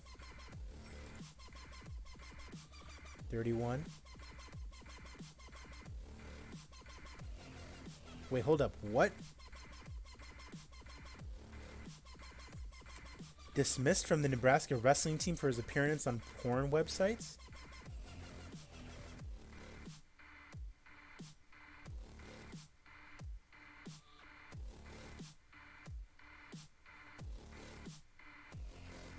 Failed drug test. Nah, not Kenny Jordan. Luis Gomez just got a win. He's out for a little bit, but yes, some low hype on him.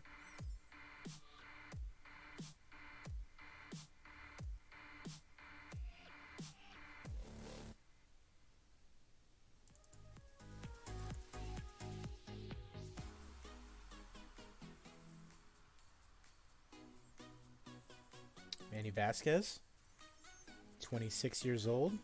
Brandon Hempelman at 14.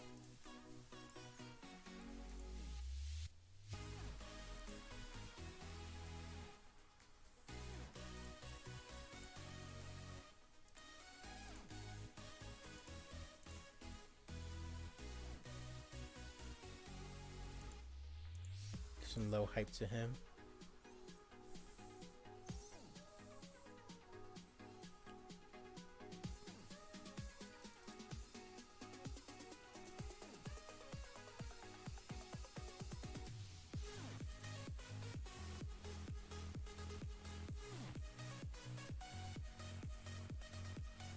Benjamin Giddens, how old is he?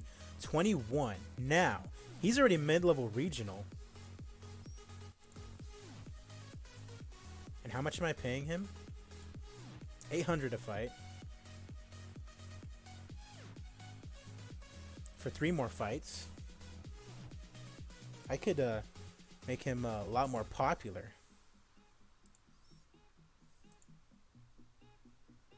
Benjamin Giddens.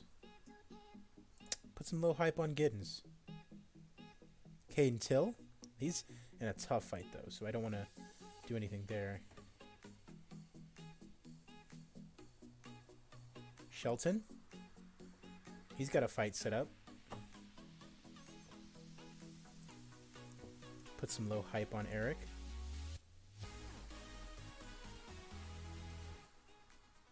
Garrett Dunn. He's in that tough fight, right? Yeah, he is. I'll hold one of those two is going to get some hype on them, but not right now.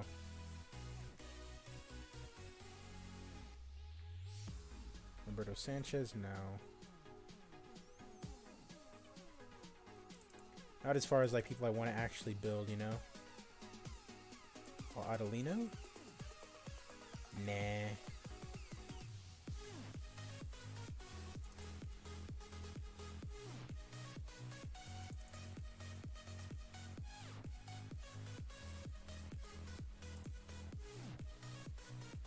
Ooh. Versus Christina Marks. If she's favored, I might do it for Storts. So at 13.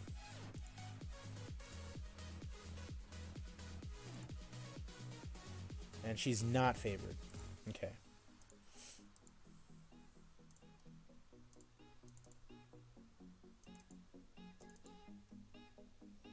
Miranda Maverick versus Christine Stanley at 16.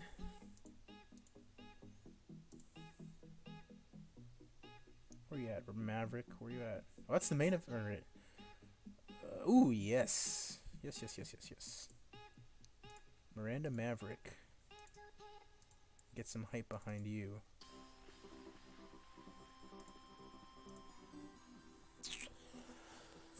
Low-level hype.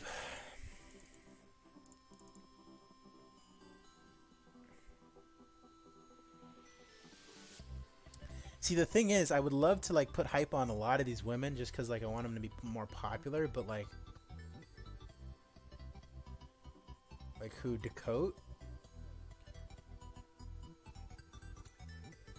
She's not even that marketable. Jamie Moyle? She's strong marketably. Versus Lynn Alvarez at 17. Jinyu Frey. She's not even available for a while.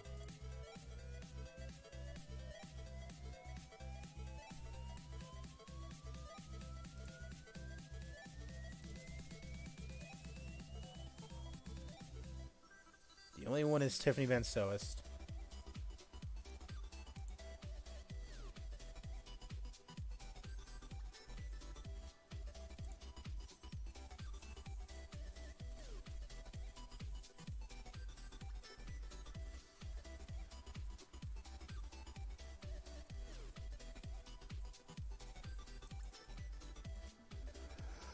Oh, put low hype on her.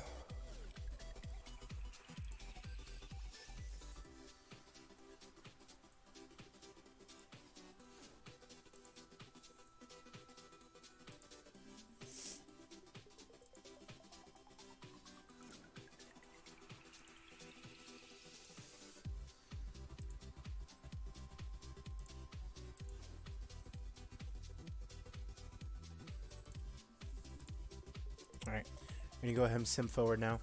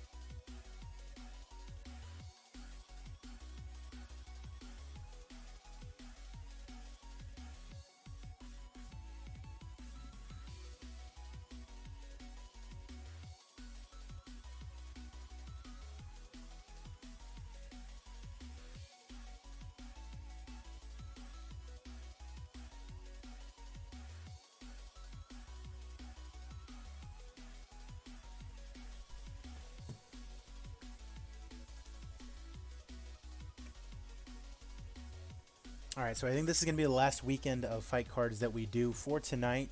We'll do this weekend of fight cards. We'll take a look at the regen fighters that we can possibly sign, and maybe sign one decently sized name other than Tim Elliott, which I think we're going to be able to sign.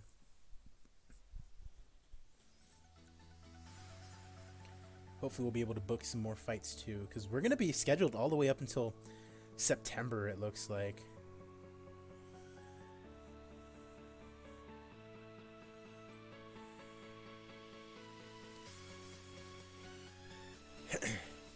And we are good to go on Friday. SRFC have signed Tim Elliott. All right. So Tim Elliott signs... Frank Buenafuente signed an exclusive contract with KSW. That sucks. So he's leaving. Danny Davis Jr. has tested positive for recreational drugs. He's gone for a year, so I'm not even going to bother. Go ahead and cut him. Alright, so Tim Elliott signs. Cool deal. He's out for 15 days or so. That's okay. Let's see what we can book here.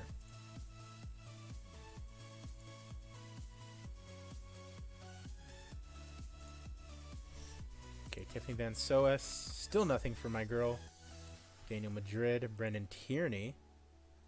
Coming off a loss. Not sure that's the best fight for Madrid to take. Brandon Cash. Decent main event. We'll go ahead and do that one.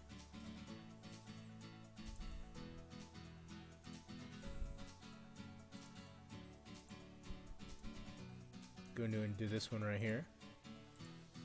Versus Dominic Shownuff Waters. Joe Murphy. Jared Papazian. Says decent main event, like that. Josh Paiva. Nothing for him. Ariel Beck. Nothing for her. Kenny Spotwood.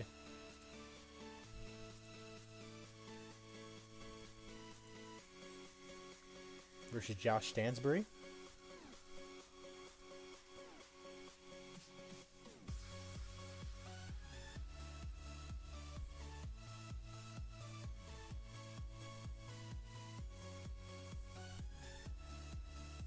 Jay Kuhn.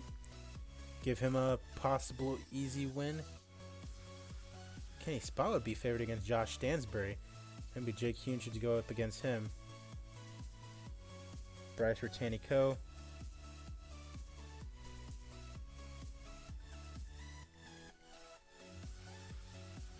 Okay, we'll go ahead and do this.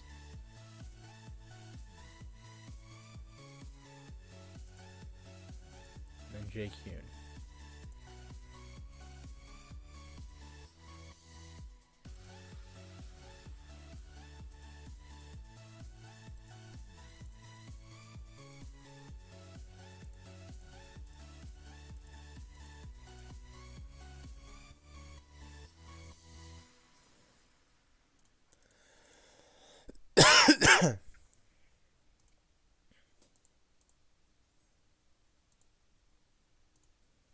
Alright, so let's go and do the one for Sunday of week 4 in September.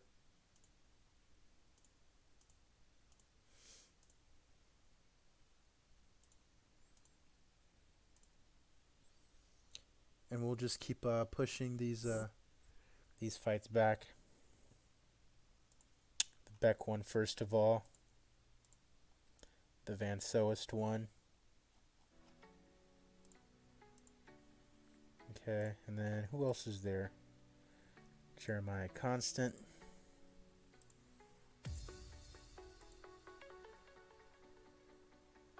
Brendan Tierney.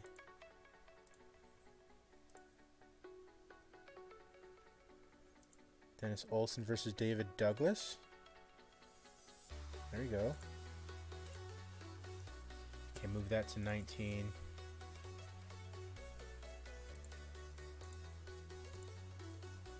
Then move back the Paiva fight.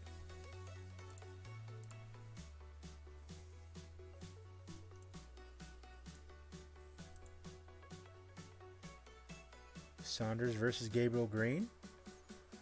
Looks like to be a good matchup for Gabriel.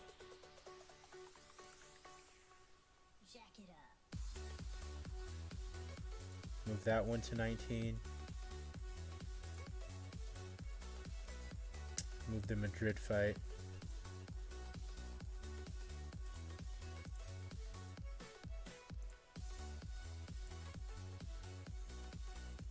Andrew Yates.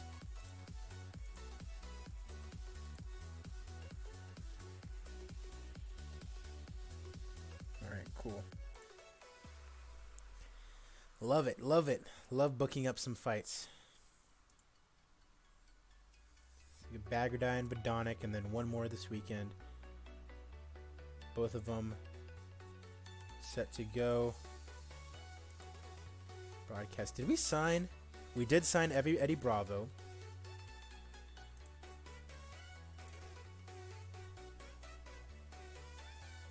All right.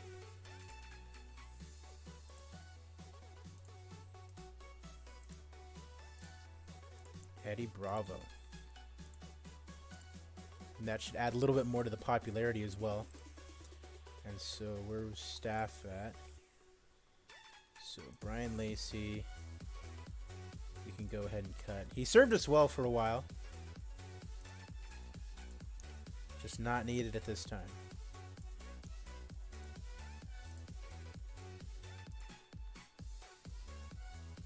Only thing is we're not going to have as much experience, obviously, but it's all good. Harrison versus Kennedy. Andre Harrison versus Jeremy Kennedy.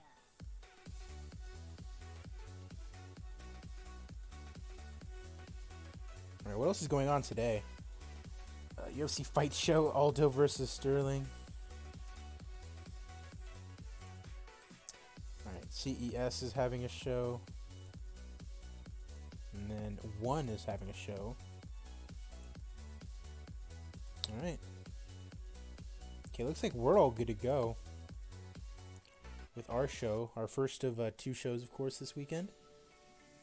And let's see what our finances are looking like. Still 134. Still $85,000 in profit this month. It looks like we're probably gonna make at least $100,000 in profit this month. And we started out with $50,000. We've increased that by about a good $84,000. Some good business acumen from the young man from Shadow Ridge High School.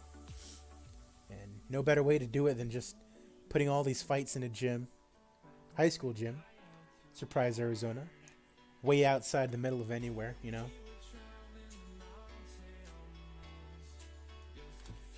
Way out in the middle of nowhere. All right, show is taking place in Arizona. More specifically, the Shadow Ridge Gymnasium. Okay. Jared the Mountain Vanderraa taking on Dan the Man Charles. 10-4 taking on 11-7-1. And Jared Vanderraa gets the win. Standing at 6-4, gets his first win at SRFC. And he couldn't be happier. He would like to fight Josh Burns next.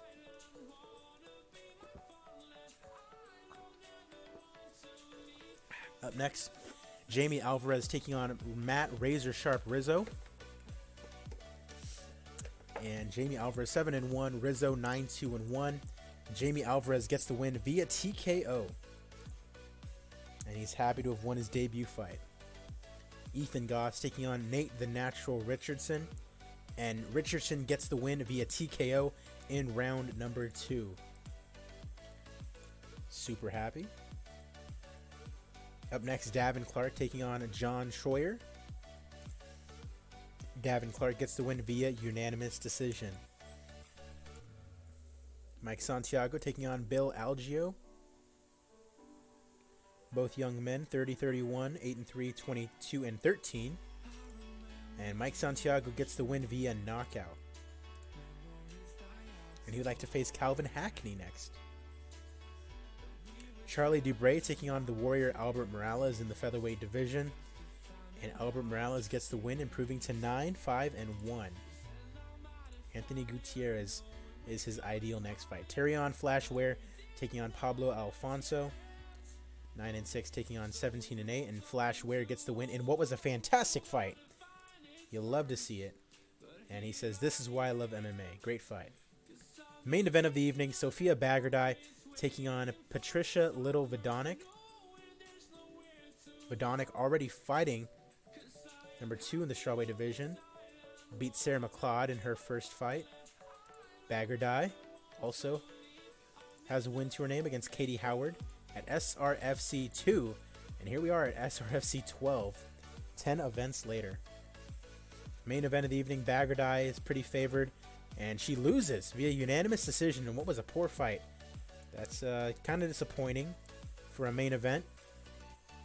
Attendance of 419, so definitely less attended than the last show, which was like 486, I think. Main event probably had something to do with that. Popularity still increased everywhere. Let's see here. Fantastic fight, of course. Terrion Ware is going to get that fight of the night. Any first round finishes? No. Knockout punch. Mike Santiago will get a performance bonus.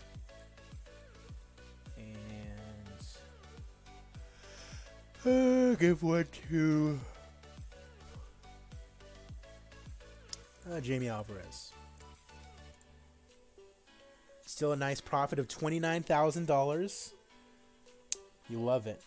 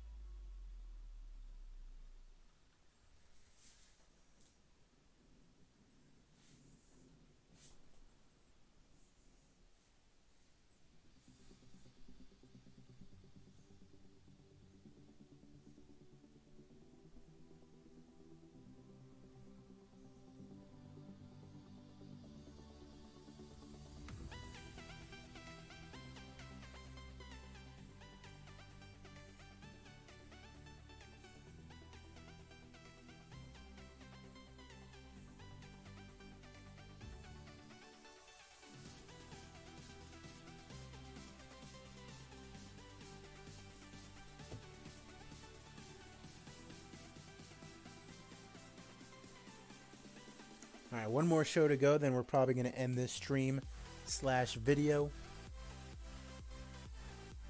Keeping it at around 2 hours for every one of these streams. Probably going to tomorrow do UFC 253 Adesanya versus Costa. It's my other save on the channel. I usually do like 25, 30-minute videos for those episodes. Keep it light, nice and clean cut, you know.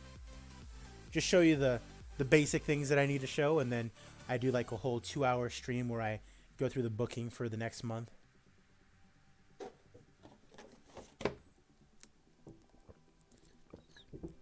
And that's where I get like really detailed and analytical and telling you why I think, you know, certain fights should happen and whatnot. But I will tell you, I'm probably going to do Diaz versus Masvidal too. I think that's what I'm going to end up doing.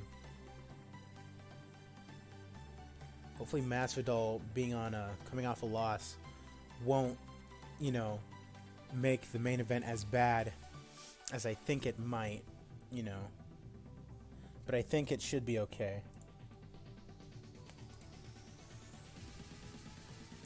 She's from New Zealand, that sucks. Dan Charles contract renewal. 0-2. But he's only 800, so it's perfectly fine.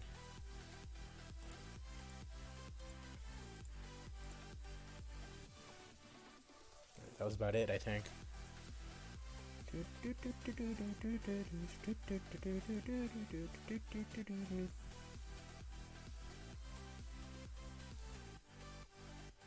Let's see here. Devin Clark moving up. Looks like Hassan Gane can be... No, waiting drug test results.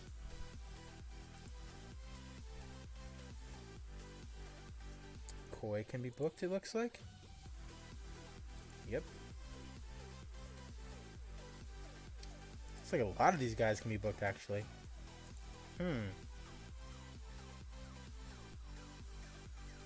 Alright, we will keep that in mind. Tim Elliott. When can Tim Elliott go? 14 days awaiting drug test results. Like the sound of that.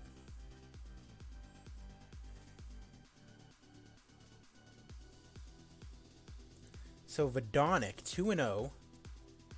Wins over McLeod and Baggerdi. She's probably going to fight for the title in her next fight. Unless we were to do like a 4-woman tournament. Something kind of like the other one. Set up something like that. That'd be pretty cool.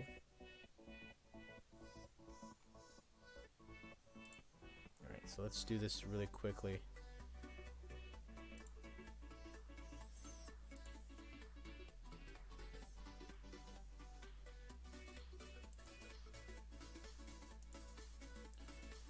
Still no one for her. What about Tiffany? Nope. Jeremiah Constant? Nope. Brennan Tierney. Brennan Halsey. That'd be good because I want to build up Halsey. Okay, let's go and do that.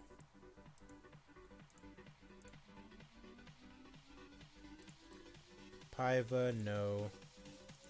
Daniel Madrid. Ooh, I should have done Halsey Madrid.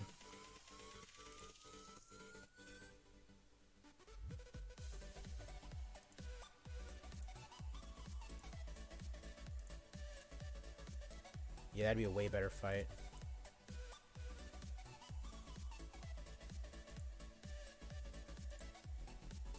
Mid-level regional strongman event. Andrew Yates, Mike Corey. All right. Let's go ahead and do this one.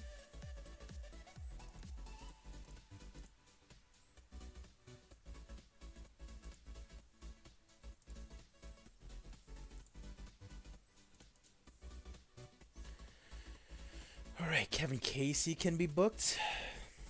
Let's get him on there.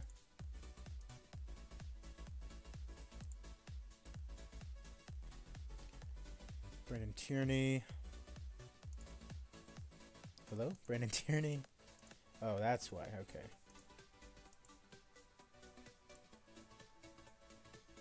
Nathan Coy. Jason Fisher versus Ignacio Bahamondes.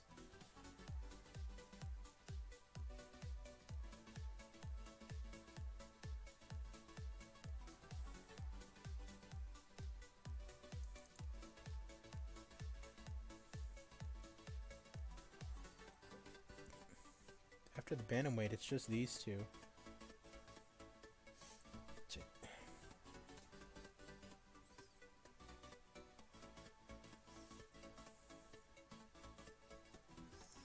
Do Bahamondes versus somebody.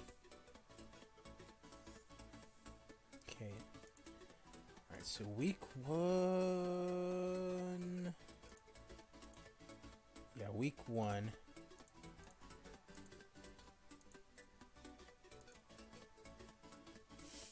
Week 1 of October, Friday.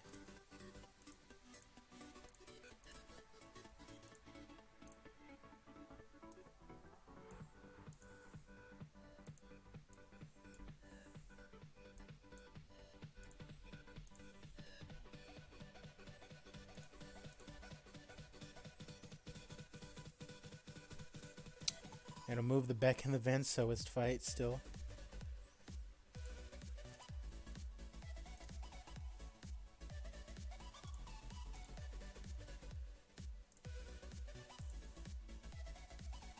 Alright, Jason Fisher.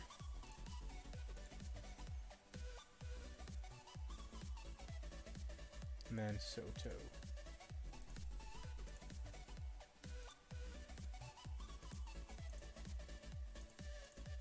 13.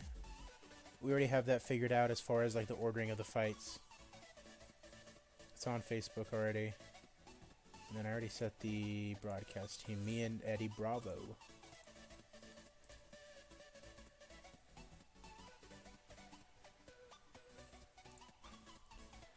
Go and advance forward.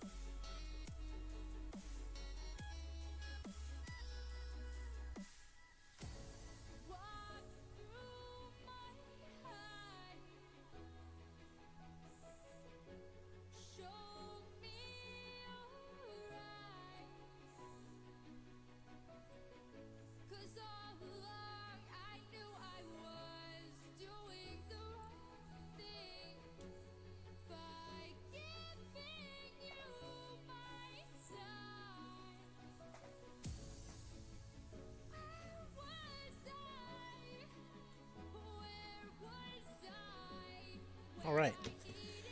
So we are here for SRFC 13. Take a look. Michael McBride has finally recovered from his minor knee injury. That's good. And see a ton of people that have been cut.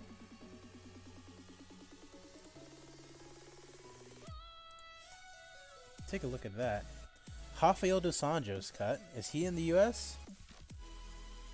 Based in South America. That's tough.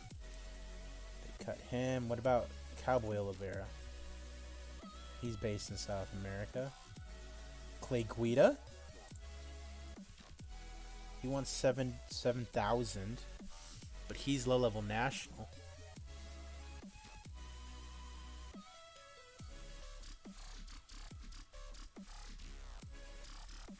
Clay Guida.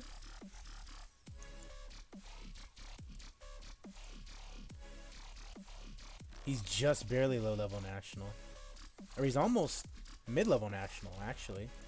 So one win and he would get there, it looks like. Would he negotiate with us? He would.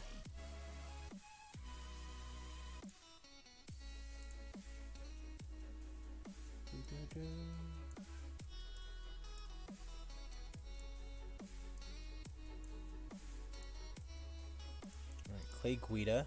Looks like we're going to get him. We shall see. Scott Askham. Don't really need him. Francisco Trinaldo. No. Ooh, Jaleel Willis. Yes, let's get him. Mid-level regional, too. This would be a really good guy to get. Improve the offer.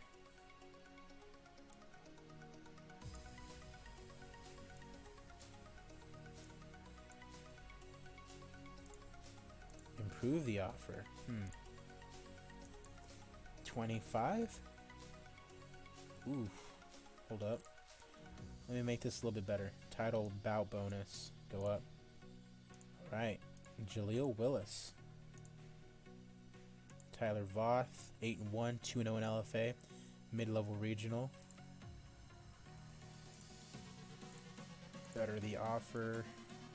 2,500. Alright.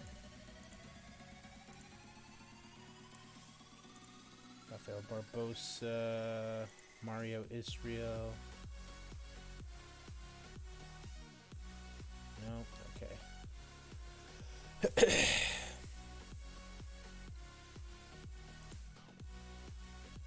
Jessica Rose Clark.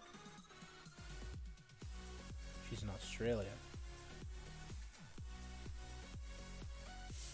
Alexander Albu cut.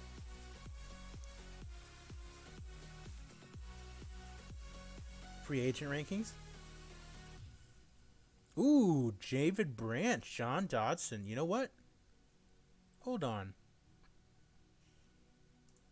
Big Ben?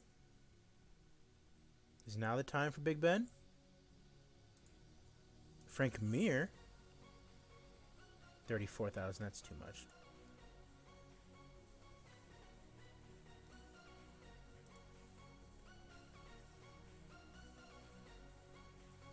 Big Ben?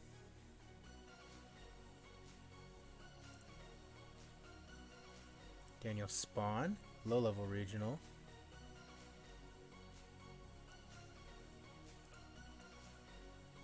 This guy should sign with us just cuz.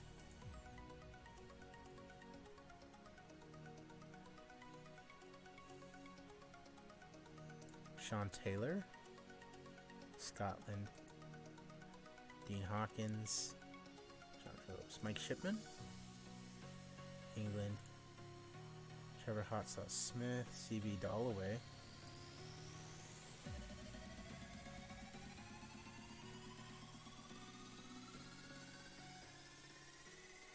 Nah, he's not worth 1,600 in my opinion. CB Dalloway, though, I think is low-level national. Yes, 6,500.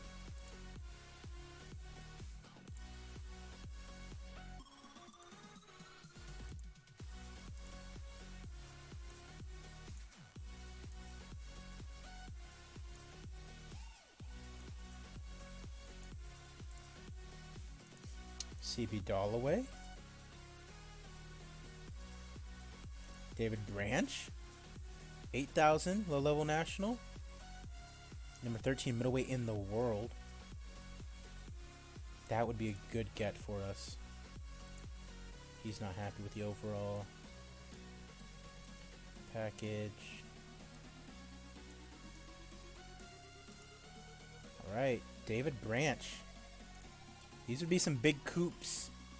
Some big gets. While we're at it, let's just go ahead and get Big Ben. But the thing is, we would need to spread these out. Make sure that, you know, we're only using these fighters, like one of these high-paid fighters, like a card, you know?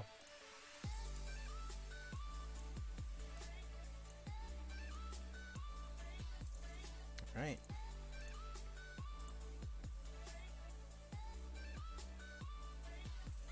Woo! I see Neil Magny. Alright, let's see here.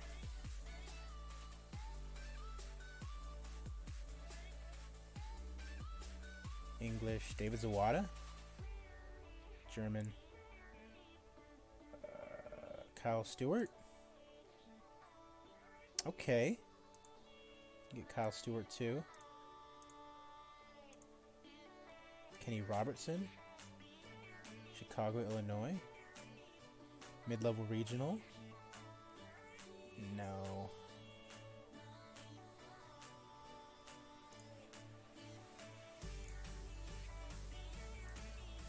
Neil Magny?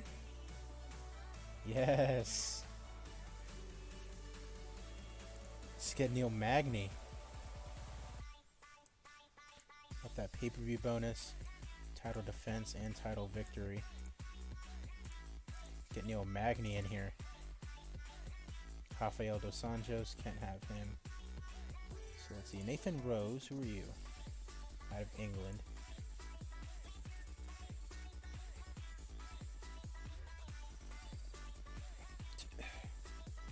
Clay Guida.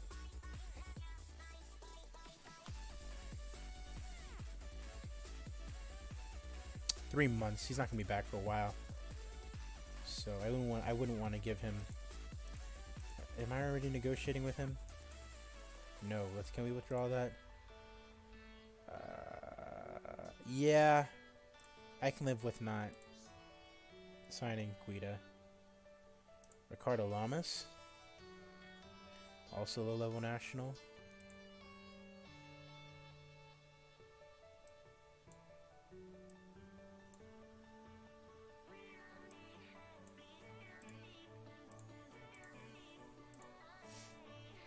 Matt Bassett. Connecticut, low-level regional, 1200.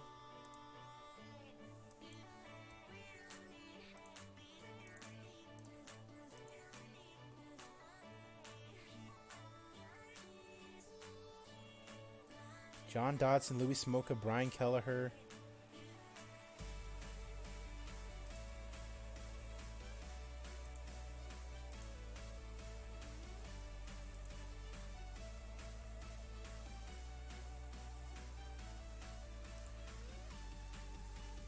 Ooh. A couple of these guys I would really like.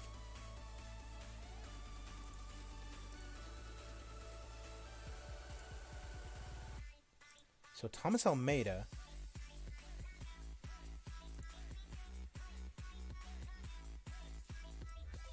Title victory, title defense, pay-per-view, because we don't run pay-per-views. Brian Kelleher.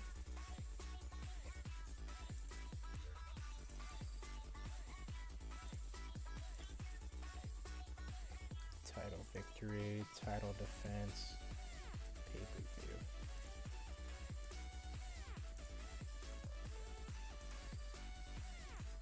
Louis Smolka and John Dodson.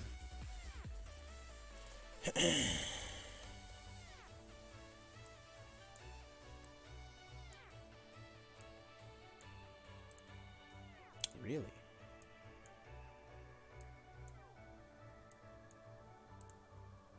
Really? Well, just for a title bout. Really?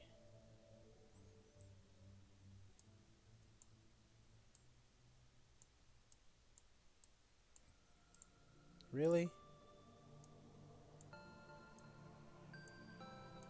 All this for what, a bonus? For that 500? Really? Okay.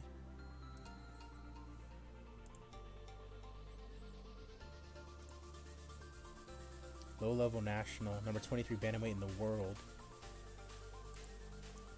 Very close to being mid-level national too. I wonder what I would have to do to give him no bonus. Title victory, title defense, title bout, and pay-per-view. No. 600. Sure. Jordan Espinosa.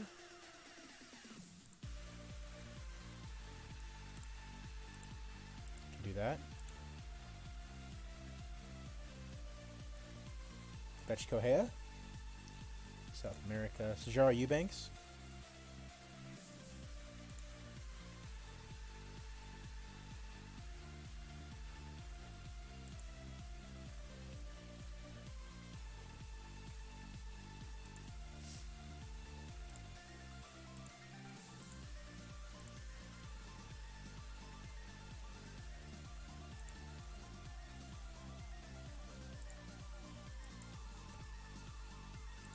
Get Eubanks in here. Sir McMahon. Low level national. Don't she do no bonus? No? Alright, so title victory, title defense, and pay-per-view. Really? What if I up them even more? No? Okay, cool. Screw you then. And 250? No? 500? Okay, what if I up these in 500? The fuck do you want, Sarah? Even more?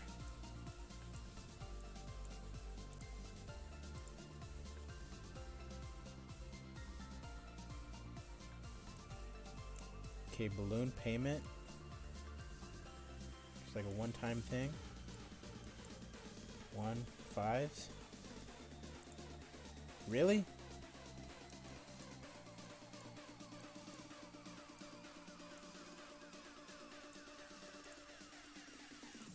Sure.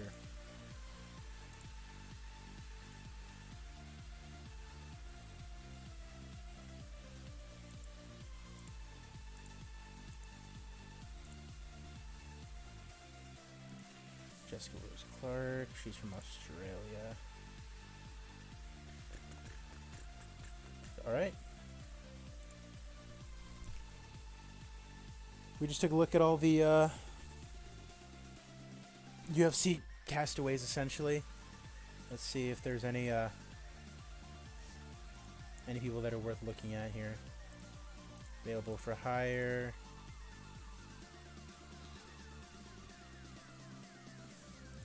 Minimum name value, high level regional. Max name value, low level national.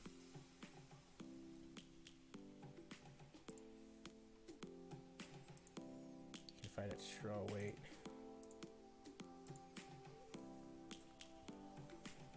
Females, no. Flyweight. Didn't think so. Bantamweight. Nope. Sarah McMahon, okay. I should have just put...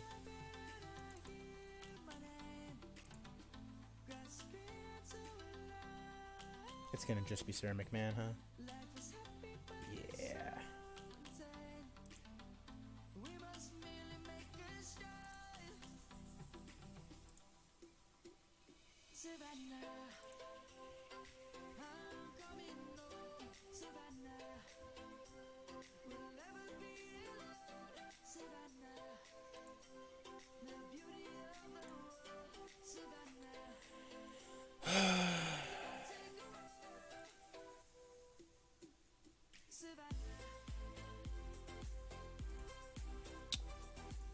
Dean?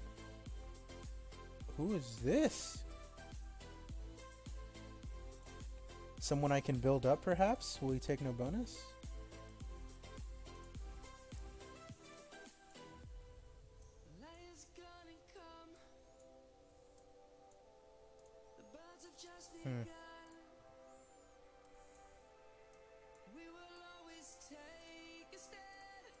Fine, you want 200? 400, 450?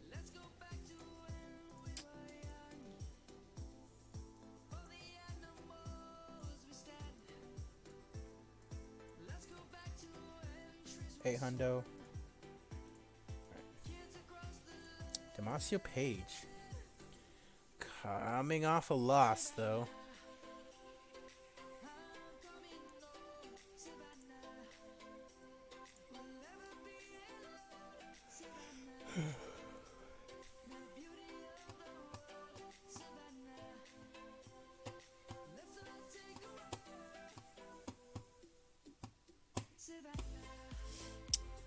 Damasio, Angel of Death, Page. Do I really need him? Not really. Especially with some of the signings that I'm making right now.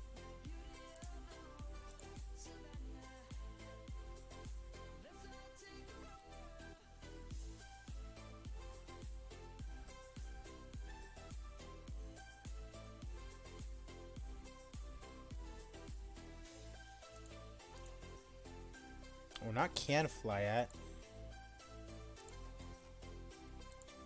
Normal weight class. Bantamweight.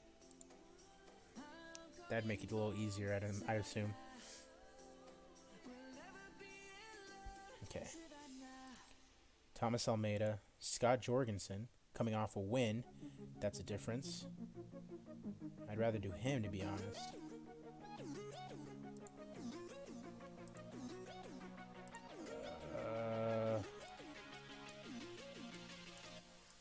What about like 5 hundo and then up everything else?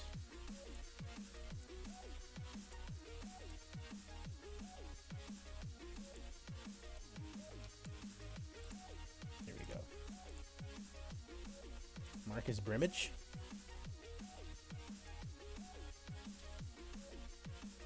I like that. High level regional. Very cheap for high level regional. I'll give him whatever he wants, really.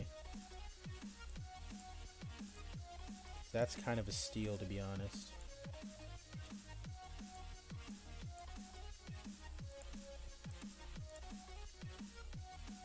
Smolka, Dodson, George Roop.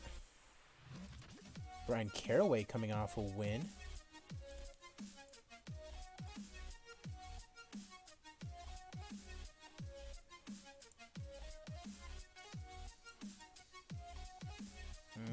$5 hundo. Then we'll up the rest of these.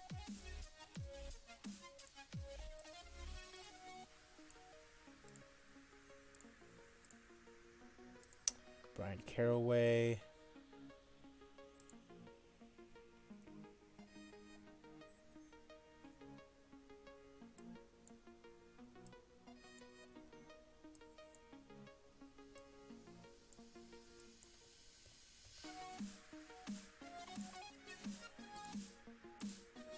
Remember, not all these guys are going to actually accept because they're going to have other offers too. You know, I mean, I'd imagine they would at least. But signing a lot of these guys is going to be pretty good. Steven Seiler, low-level national, coming off 2 wins. 5,000, that seems like kind of a steal. Will he do 500? No. Title defense bonus. No. Title victory bonus. No. Pay-per-view bonus. No. There we go. Cardalamas already doing that. Jonathan Brookins fighting against Gilbert Melendez. Don't need him really. Jason Knight, high-level regional, 3,000. We can do that. No bonus. Title victory. Title defense. No. Pay-per-view bonus. No. Title bout bonus.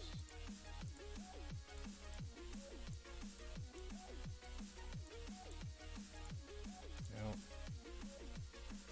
Title bout bonus up too.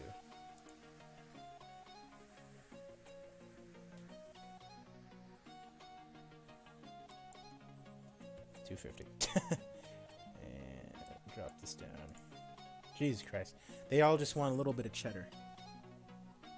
Super greedy.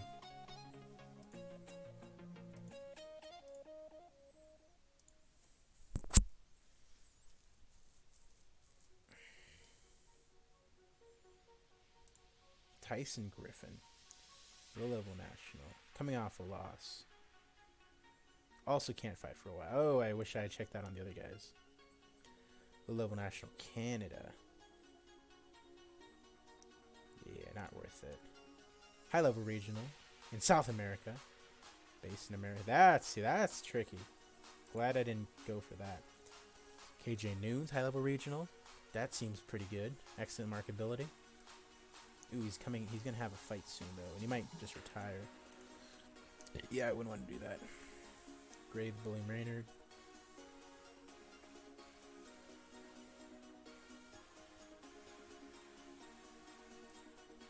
Whatever happens, I don't want to give him a bonus because he might retire soon. So, give him all of this because he will not be fighting for a title.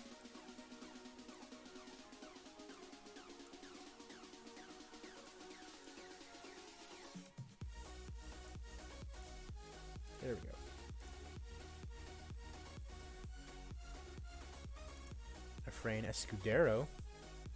High level regional America. I can do that. Will he do no bonus? No. Title victory and title defense. No. Pay-per-view bonus. No. Title bout bonus. No. What about $200? Yep, that does it. Ridiculous. Charles Bennett now.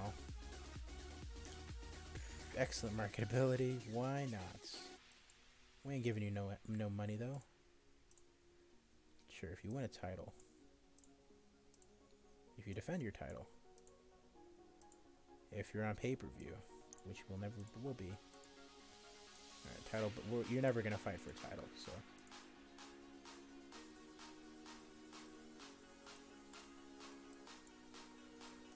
$50. Really?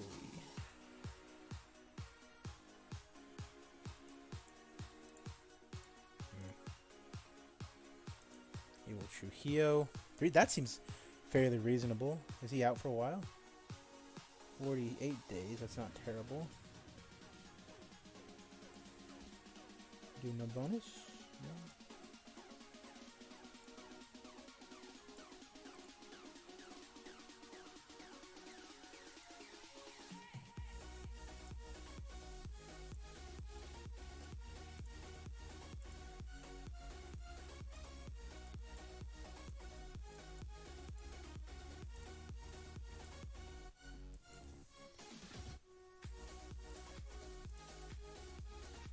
Dog, what the hell?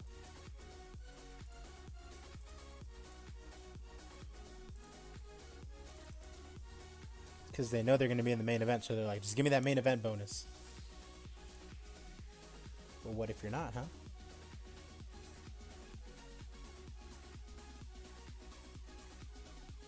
What did? This guy's really got to fight.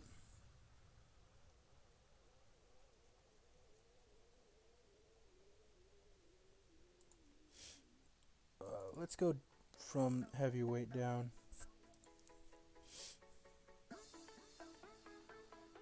Probably just Big Ben, right? Rico Rodriguez.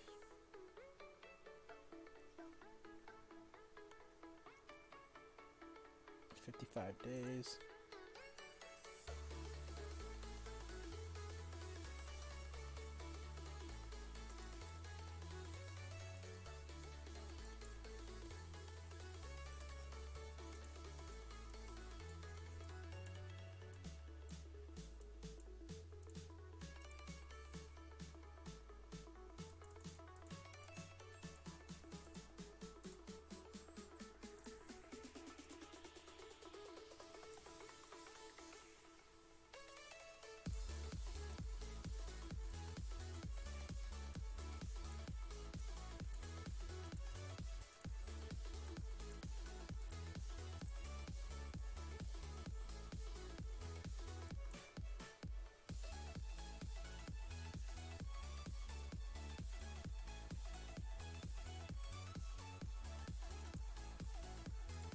See the light heavyweights. Houston Alexander, no thank you. Matt Hamill. Out for 2 months. Sakuju. High level regional. 6 days.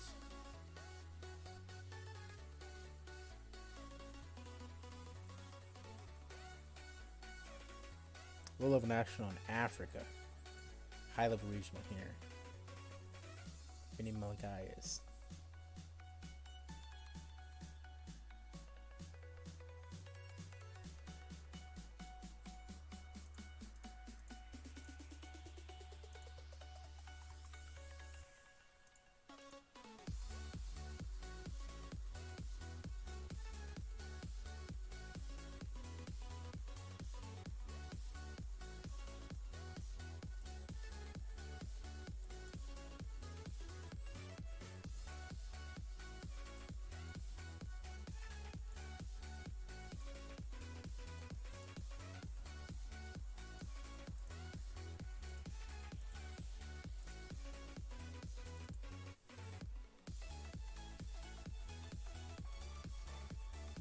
We still got a fight card to go through, too.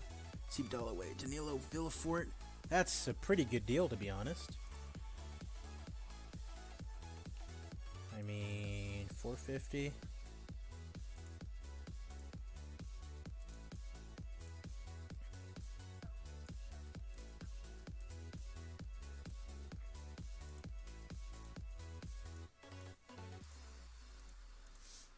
Because they think we're going to be on pay-per-view, but we're not. We won't be for a long time.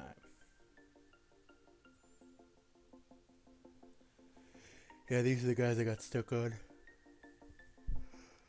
Oh, Killer Beast Sanders. He's already got a fight scheduled. I'll hold off on him. This guy. 600.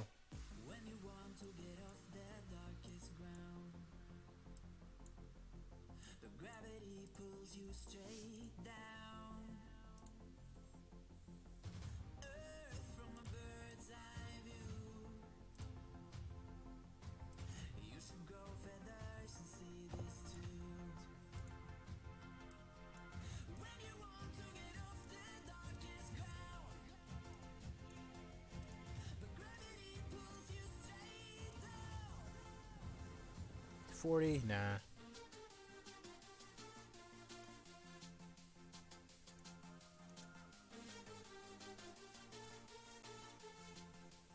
This guy's got a fight. We were signing Neil Magny already.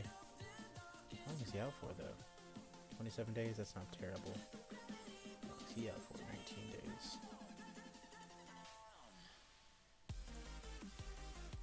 $1,000.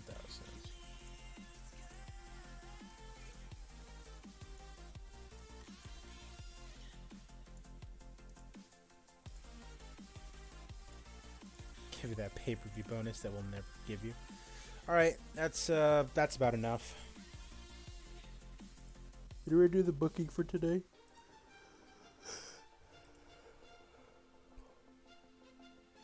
Yep. Oh, we didn't.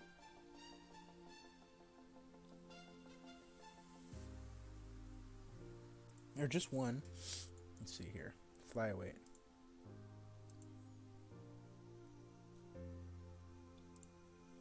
Is there another flyweight fight? No.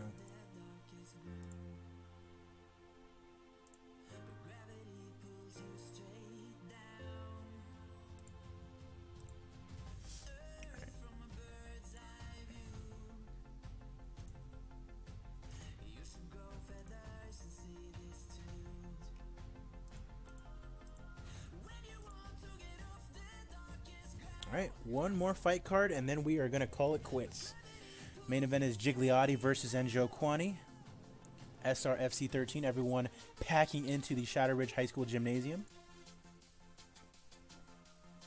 Word getting around that, hey, SRFC, there's something to fuck with, you know? They've got something going on over there.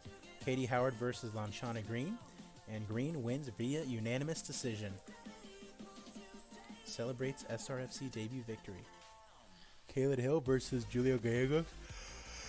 Oh, get a little tired here. Now, we have a little bit of hype going into Kaylin Hill, so I really hope he wins. Won on SRFC 3. And he wins via knockout. Round number 1. That'll really improve his popularity. Him getting a knockout when he has hype behind him. Soto versus Tommy Ghetto Jones. Greg Soto gets the victory via submission. Terrence Bear Mitchell going up against Kana Hyatt. And Terrence Mitchell wins. Very happy to have won in his SRFC debut. Megan Chicago Colley taking on Rocky Canuto. And Rocky Canuto gets the win. 7-6 now her record. Chicago Colley now 0-4, sadly. Christina Marks taking on Josie Skullcrusher Storts. Now, I would want Storts to win. We might put some hype behind her if she wins.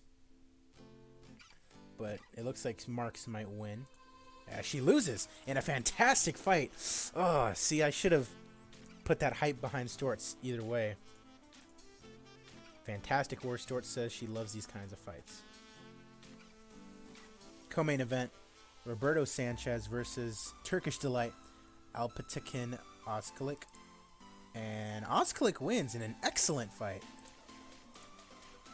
Celebrates his SRFC debut victory in what is an excellent fight. Love to see it. Main event of the evening, Joe Capo Gigliotti taking on Chitti Bang Bang and Joe Kwani in the middleweight division. And Gigliotti gets the win via guillotine in another excellent fight.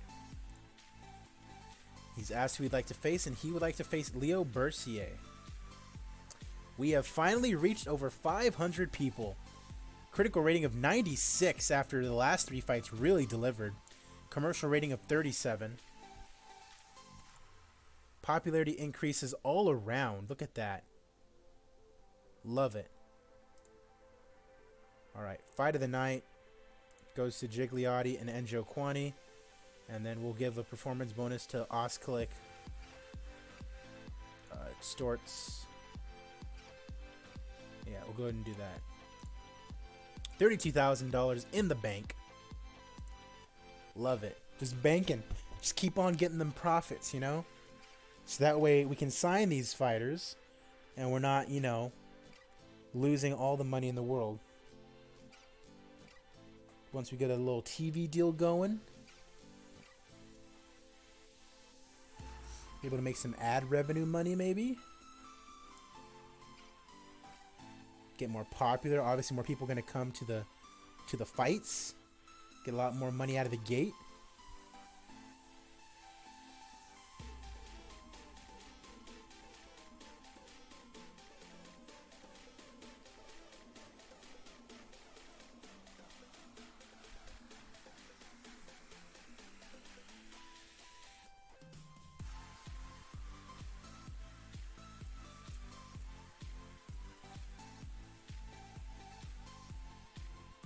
$500 people though, stacking into that Shadow Ridge Gymnasium.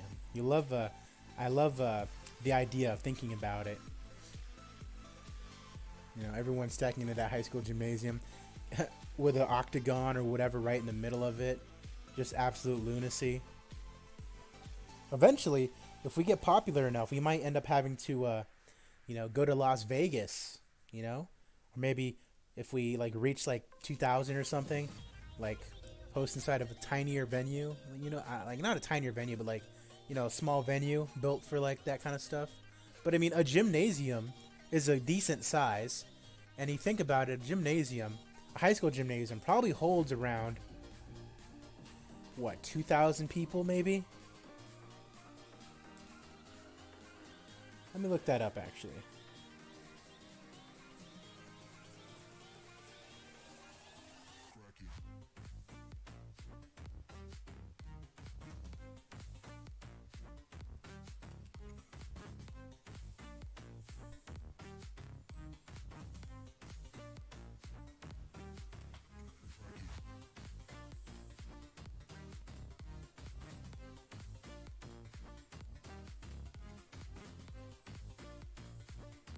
Largest high school gyms in the United States. Oh, geez. Some high school gyms have like 9,000. All of them are Indiana schools, too.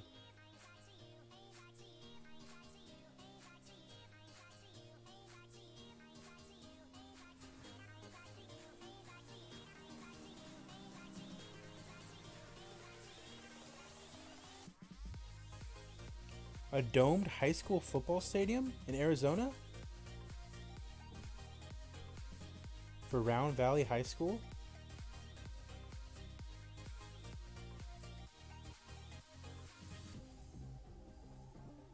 What the hell?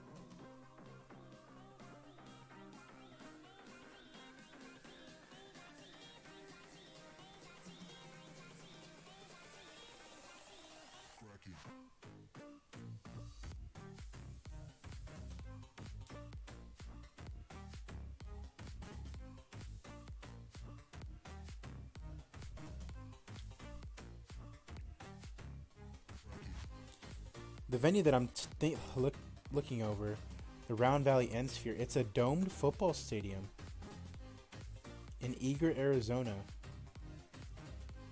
It was closed in 2015 due to water damage. Remained closed for nearly a year. Water damage was caused when heavy rains brought water into the building through the exterior doors. Damage to the synthetic turf in the facility produced elevated levels of mercury vapor, which required the facility to undergo professional remediation. After playing outside for the 2015 season, the Ron Valley team returned to the Dome for footballs in 2016.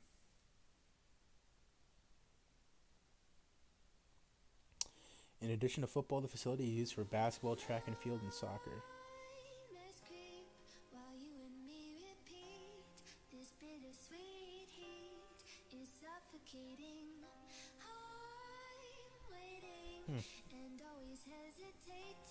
Where is Eager, Arizona? My geology is not the greatest. Oh, it's like way in the north, huh? Huh. Okay. 445 students in Eager, Arizona, huh?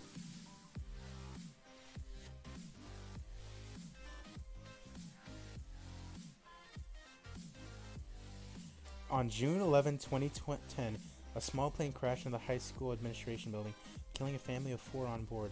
It might have been trying to land on the practice football field in high winds. Oh, that sucks. Oh, yikes, that sucks. Anyways, Monday, week 1, let's update our rankings.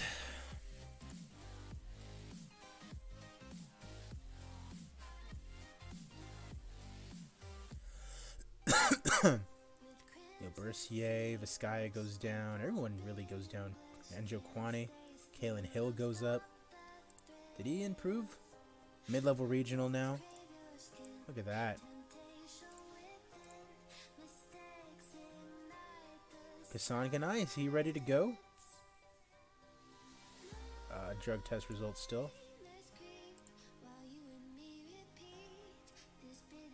Greg Soto moves up to number 6.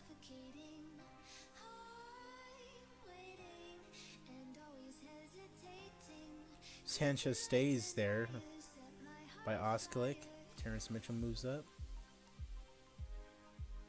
Marks moves down. Josie Stewart's still at number 4 for some reason.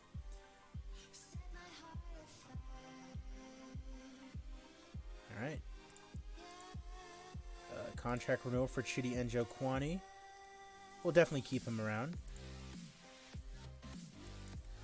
See if we'll take no bonus. Nope. Alright, no bonus for you, but you can stick around. Mid-level regional, love to see it. Alright, let's see what kind of Gabriel Benitez, Josh Berkman, no thank you. Kenny Garner, no. Jack Mason, no. If only. Poliana Botello, South America.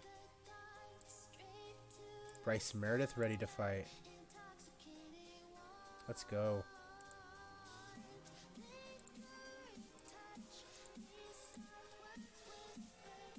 Market Jamie Malarkey, Joey Gomez. No. Miguel Baeza.